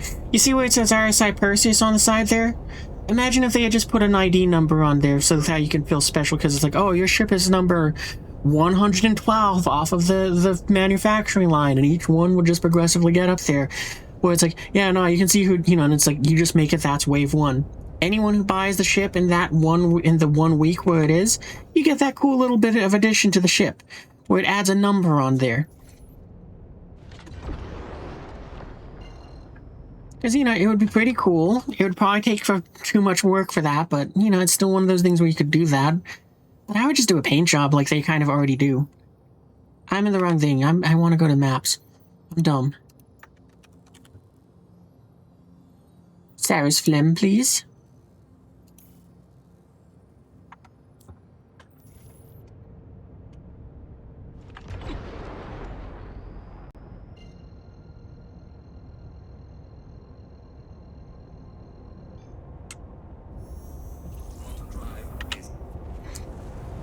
But, you know, I mean...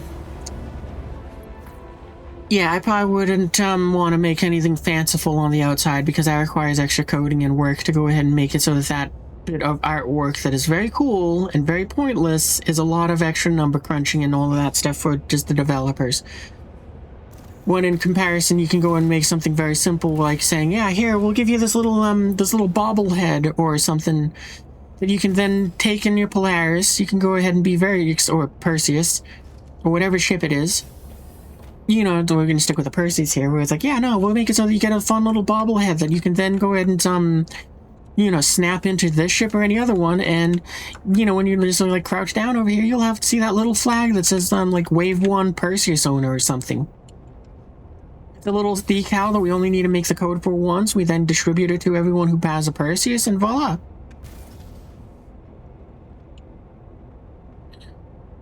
But...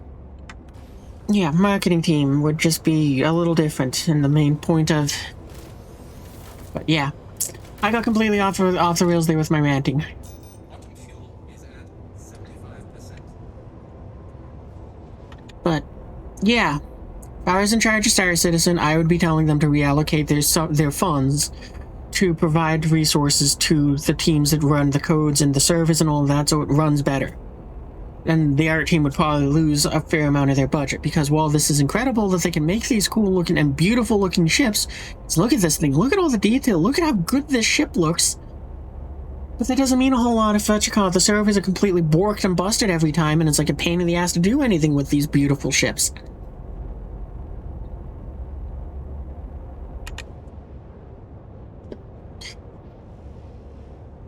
I really wish there wasn't so much ranting in this one, but... you know, at least we had fun. Or at least I had fun, at the very least. Hopefully you guys didn't get too annoyed with the ranting. But...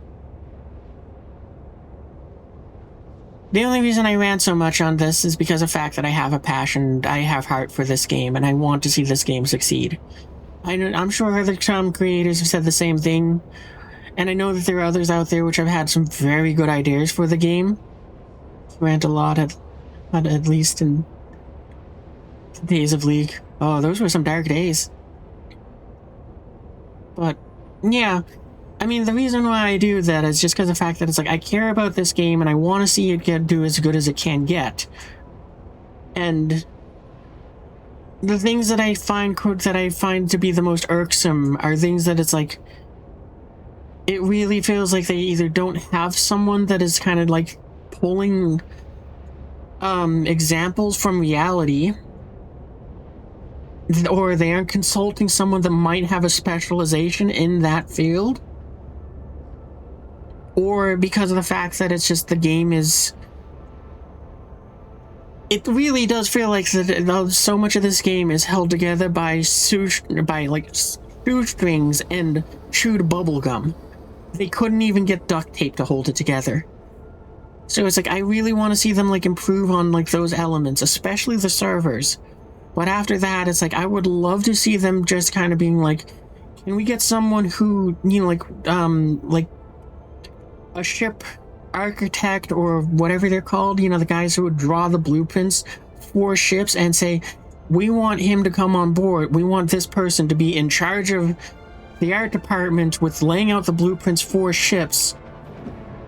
So that way, hopefully, we can make it so that they have these practical elements that a spaceship should probably have.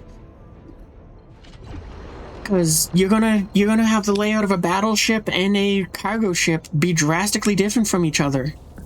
The cargo ship can probably just smush everything into one spot for the sake of giving it more cargo space, and it's like, yeah, it will run that risk of having the power plants be completely destroyed because of pirates, but it makes it so that it holds like an extra 10% more SCE, 10% more cargo, versus the battleship where it's like, you need to split up the power plants as much as you can, you need to have redundant systems, you need to have something in there that makes it so that this thing can get walloped in a fight, and still when it reaches that conclusion where it's like, I need to run, or when the fight's over, it can go ahead and it can do that, and it can limp out of there. Like, seriously, the Polaris, I would very much so just change that ship so that it has a size 3 reserve system, or maybe even a size 2. Where it's like, you just shove that into a wall somewhere, it gives 1 extra power pip when the thing's running, but it provides all its power if the main plant goes off. That way you can run the engines and go, uh-oh, we're in trouble. Divert all remaining power to a cooler and the power in the engines. We need to run. Or, you know, what you call it, it's like the fight's over, your ship is blown to hell. Barely... I thought they said that this thing... Oh, no. I thought they said that they made it so that this ship and other ones prioritize hangars, not docking ports.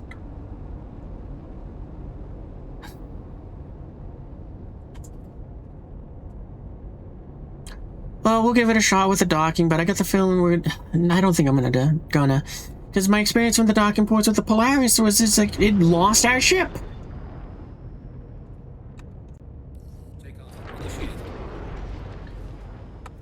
Please give me a large hangar. Docking request approved.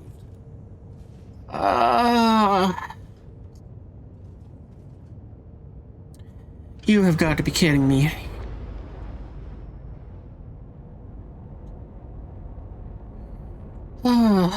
Okay, let's try the docking ports. It also irk me, but in a way that is like, this is tolerable. But notice how it opened up the starboard docking port?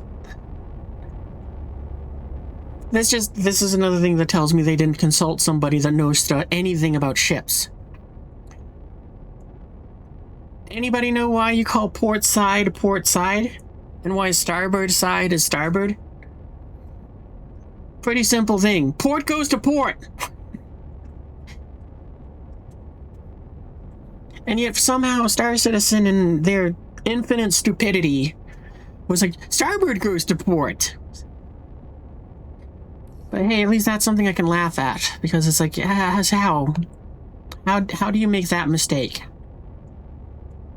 In the same way that they made the mistake of making it so that when I yaw the ship, it tries to roll it.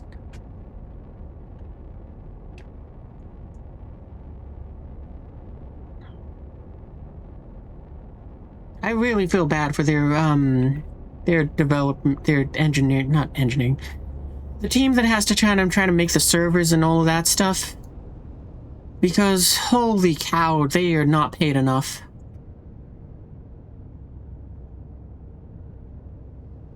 Because, I mean, they're the ones that are making it so that it's like this docking system is broken, and it's like they acknowledge that it's broken and all of that, and that they need to fix it so that it's like it works, but on top of that goes to the port side. But no, the reason why I say they're underpaid is because of the fact that it's like they probably don't got a big enough team to take care of all the problems that are arising. They got to take care of everything else, and probably a vast majority of Star Citizen's budget goes towards make the ships look pretty and then sell them. So it's like yeah, from that perspective, it's like I kind of wish that the devs got more of that budget.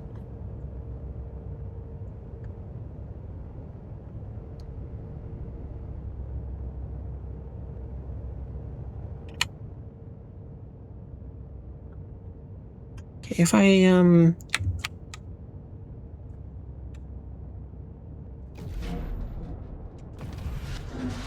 Collision alert. Front.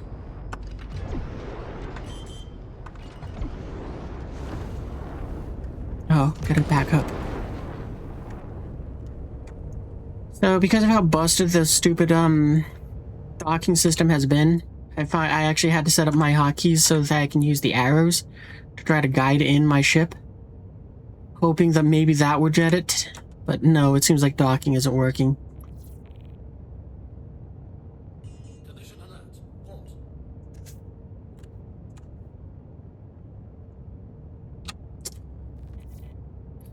Collision alert. Port. Takeoff initiated.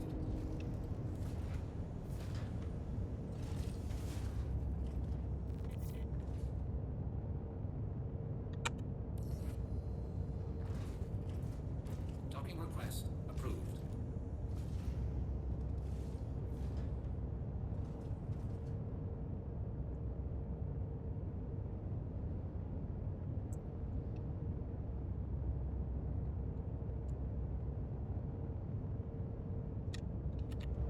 Come on, game.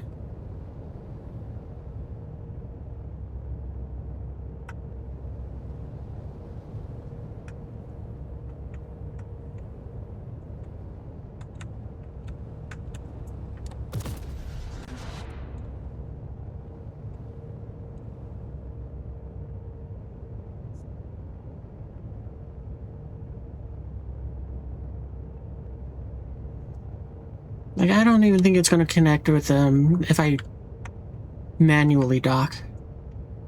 Yeah.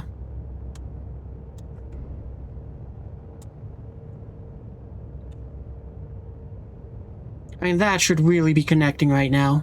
I can't do any better than that, and it's not connecting.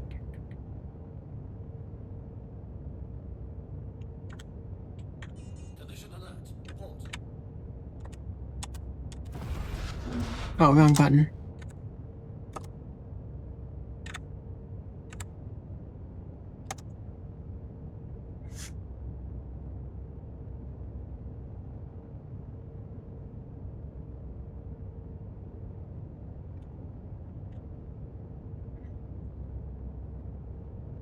Collision alert. Port.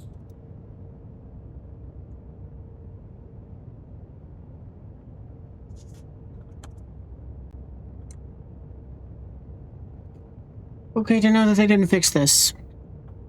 We get to end the stream with one more element of congratulations, Star Citizen, you didn't make your game run. And also on top of that, it's like I swore that I know I've gotten hangers with this thing before, and I thought that they said that they fixed the docking ports, and I thought that they said that they fixed it so that ships that use docking ports but fit in large hangars will prioritize a large hangar, but it doesn't seem like that's the case. Docking request approved. Takeoff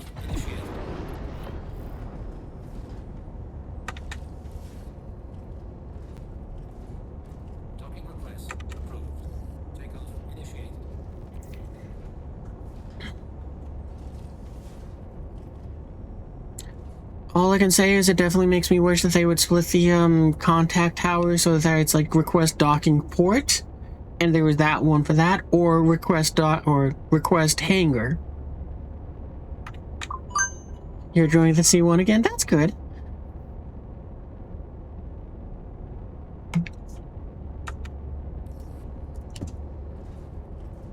Docking request approved. I'm wondering if I can just kind of force open a hangar in a sense by just kind of getting real close to one.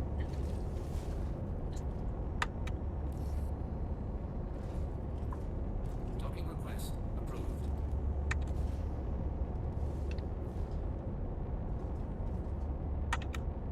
Takeoff initiated. Like, again, this feels like a real easy fix for them, just because it's like... You'd think it would just be something where they would just have to say, like, in the code thing, request docking port, change that to false, and then it would be fine. Because, you know, I mean, a ship like this, it does fit in a large hangar. It should be, just asking for that. Collision alert. Front.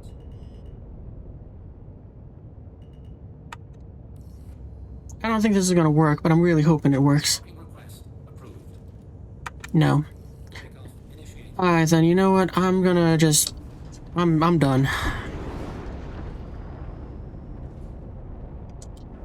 Shields on.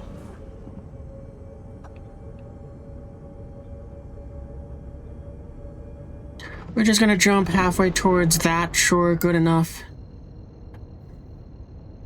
And I'm gonna just bedlog. I've had enough.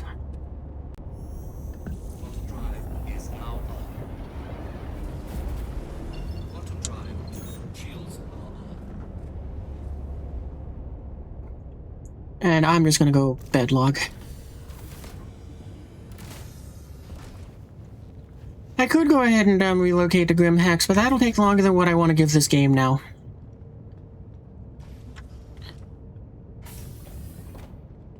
I think for the Red Wind, you'll use a utility. Okay, that's not a bad idea. But yeah, I'm done. I've... The FPS stuff wasn't bad. I did enjoy that to some degree, but I'm very bored of FPS. I want to play a spaceship game and fly spaceships. And when the elements around the spaceship end are...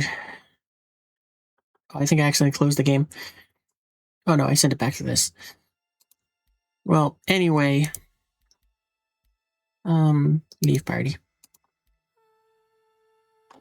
But yeah, when the spaceship elements are this frustrating because the mission doesn't give you the information you need so that you can pick the right spaceship for the job, and when it is this aggravating to try to just use the spaceships to even just do something as simple as prep it at a station, then I'm just gonna put this off until later because I need to stop.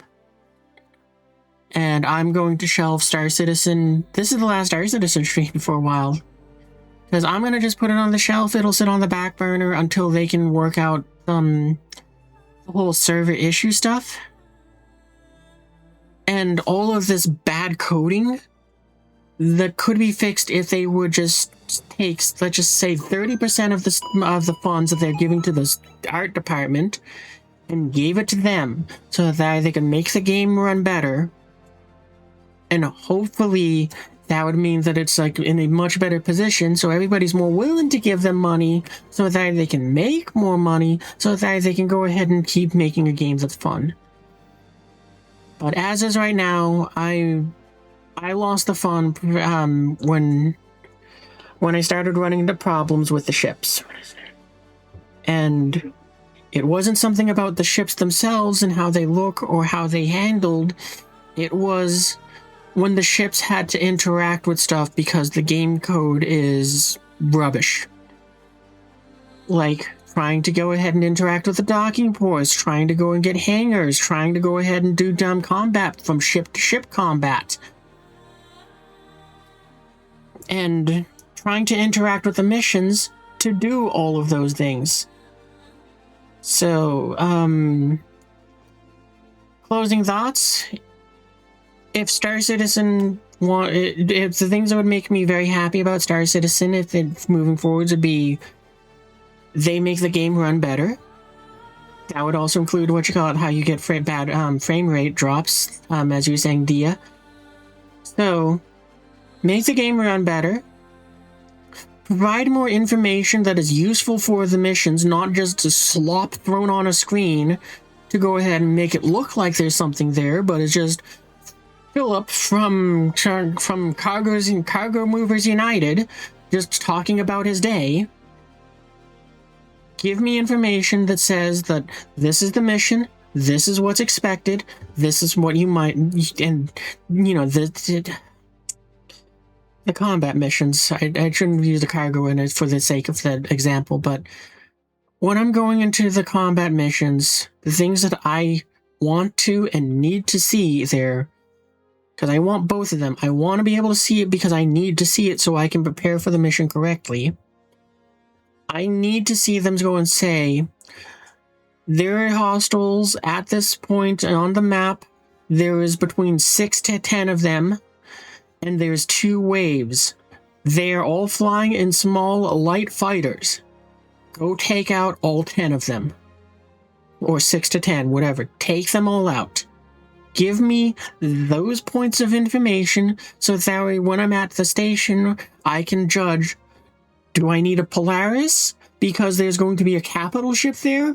Or can I use something smaller like an Arrow and fight them with that? Because right now, the lack of information is infuriating.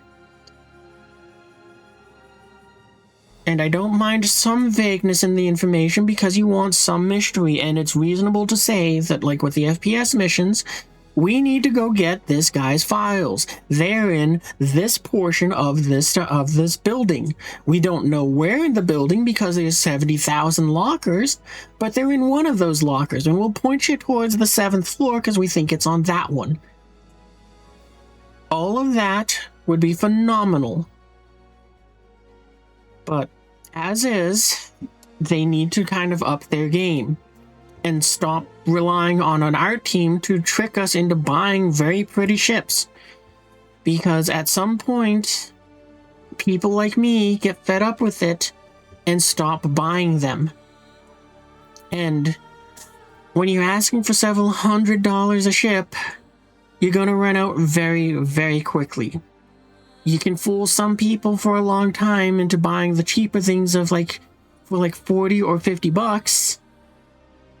But new blood is not going to come into this game and be like, I got $2,000 I can throw at that ship. Let's go and pick it up. Because I don't have $2,000 that I could throw at this game, even when I was having fun on my quote-unquote spendcation and I was just having a field day of spending money. Even then, I was like, I'm not buying a ship for $400. I'll buy some coupons for $5 and $10 and I'll build up over a year. But that's all I did. Exactly. Pretty ships are nice, but they need to be functional and practical. You worded it perfectly. Thanks, chat. And it's like, they can't be functional and practical if they're not giving the resources that the other departments within the company need to make them functional and practical, especially functional. I mean, the fact that the docking ports stopped working because they rushed out the command module thing so they could sell a goddamn ship at an overpriced amount so that they could try to get just pocket some quick cash to keep going is unacceptable. And it now makes me loathe whenever they release new ships because it's like, is this thing really ready to be released right now? Or are you just that desperate for cash that instead of doing kind of the obvious thing that isn't going to break the game, is going to bring in cash, but is going for the small fries, which is paint? Because they could have easily have not introduced the Ironclad. They could, or even the new alien ships.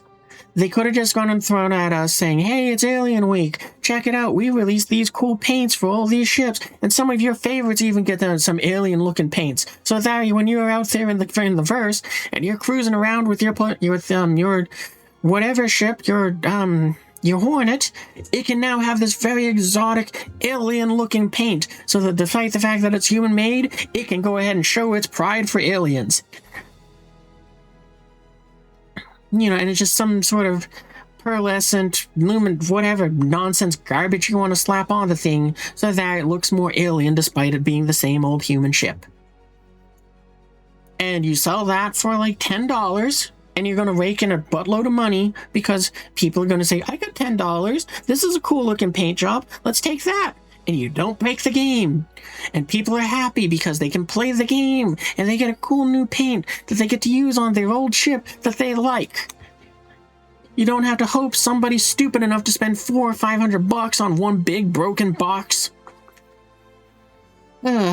Anyway. Hired a pilot for the flight system, hire some truckers for hauling people to make sure those ships are reasonable, and someone that can turn at the same time too, because your in-game face keeps snapping back to center when you're trying to turn. Exactly. I mean, just it doesn't seem like it would be that hard to get like a consultant to help you kind of do that. Like I said, for the ship designs, they need to find like an engine, like someone who works for like, you know, who does that for a living. Find an old retired dude who's like in his like 80s or something that used to go and build ships at like whatever naval yard. I was like, oh yeah, no, I gone ahead and I'm the guy who just drew up pictures to go and say this is what this oil tanker needed to look like and how we would arrange the stuff inside of it. So that he can go and help you do that. And maybe if you're lucky, he even knows how to like lay out the systems inside of the ship for something like a destroyer or a cruiser or any warship. It doesn't matter. You just use that as a basis and kind of go, it's good enough. It makes it so that this thing feels more military because the ship has redundancies built into it. Or it makes it feel more industrial because they said maximize cargo capacity. Everything is smashed in there to the bare so that it just barely fits in there, and then you can go ahead and squish up against the cooling system and throw down a futon, and that's your bed.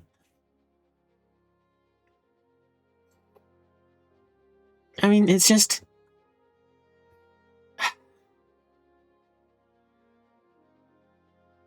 like their art team is impressive, but at the same time, it's impressive how they can go ahead and also just mess up things by not giving them the right feel. I mean, just to kind of go off of it, there's what is his name? You know, the guy who does the architect reviews videos. You don't even need to hire him. You can just consult him and just be like, hey, we're Star Citizen. We're wondering if you got like 30 minutes or an hour to go ahead and just kind of sit down and talk with us. We want you to sign this NDA so you don't leak it out there when that this is the next ship coming. And we just want you to look at it and give us your feedback on how we can maybe improve this thing to be more whatever it is we're trying to sell. Make it look more industrial, or make it look more militaristic, or make it look more luxurious. Whatever the ship is going to be, have someone with some sort of background that can help you with that.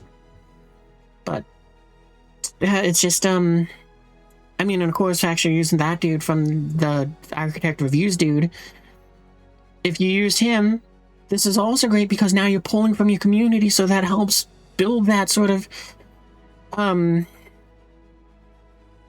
it makes the community feel better too, because now you're listening to them. Your community gets, you as the community, you get to help the game and make it better. You like part-time or something, and you can tell if the cargo hauling ship makes sense, right? I mean, just I would more than happily go and would be willing to go and provide my feedback to Star Citizen, say, this is a problem, this is why. And it's like, I don't have actual military experiences or anything, but it's like, I'm enough of a nerd that I've gone and watched enough of things from people who do have that it's like, I have some basis that is going to make it feel more realistic to an idiot civilian's perspective like me. Because like I said, with those missions, there are a lot of missing details, and as I've learned, when people are setting up for an ambush, there is a tremendous amount of surveillance that goes into that beforehand. For a mission that takes 2 minutes, you have like 6 months of eyes on the target where you build up their profile of life. And it means that it's like, you know that this guy Boris, he goes ahead and will wake up at 8 a.m. every morning. He has himself a cup of coffee out on, staring out from the bridge of his Phoenix. He will then proceed back to his room, where he will go and work out for 30 minutes before soaking in the jacuzzi, at which point he will then fly to go and take care of whatever business. At 7:43 p.m., when his ship drops out of quantum, you're going to be in the ambush position to intercept him during his deal with whoever it is. Destroy Boris.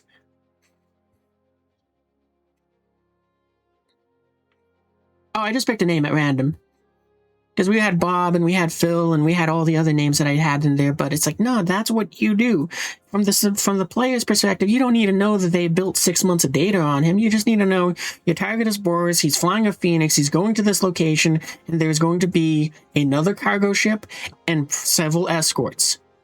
Expected numbers to be there is between 2 and 10 targets. 1 is at least a Phoenix. Done.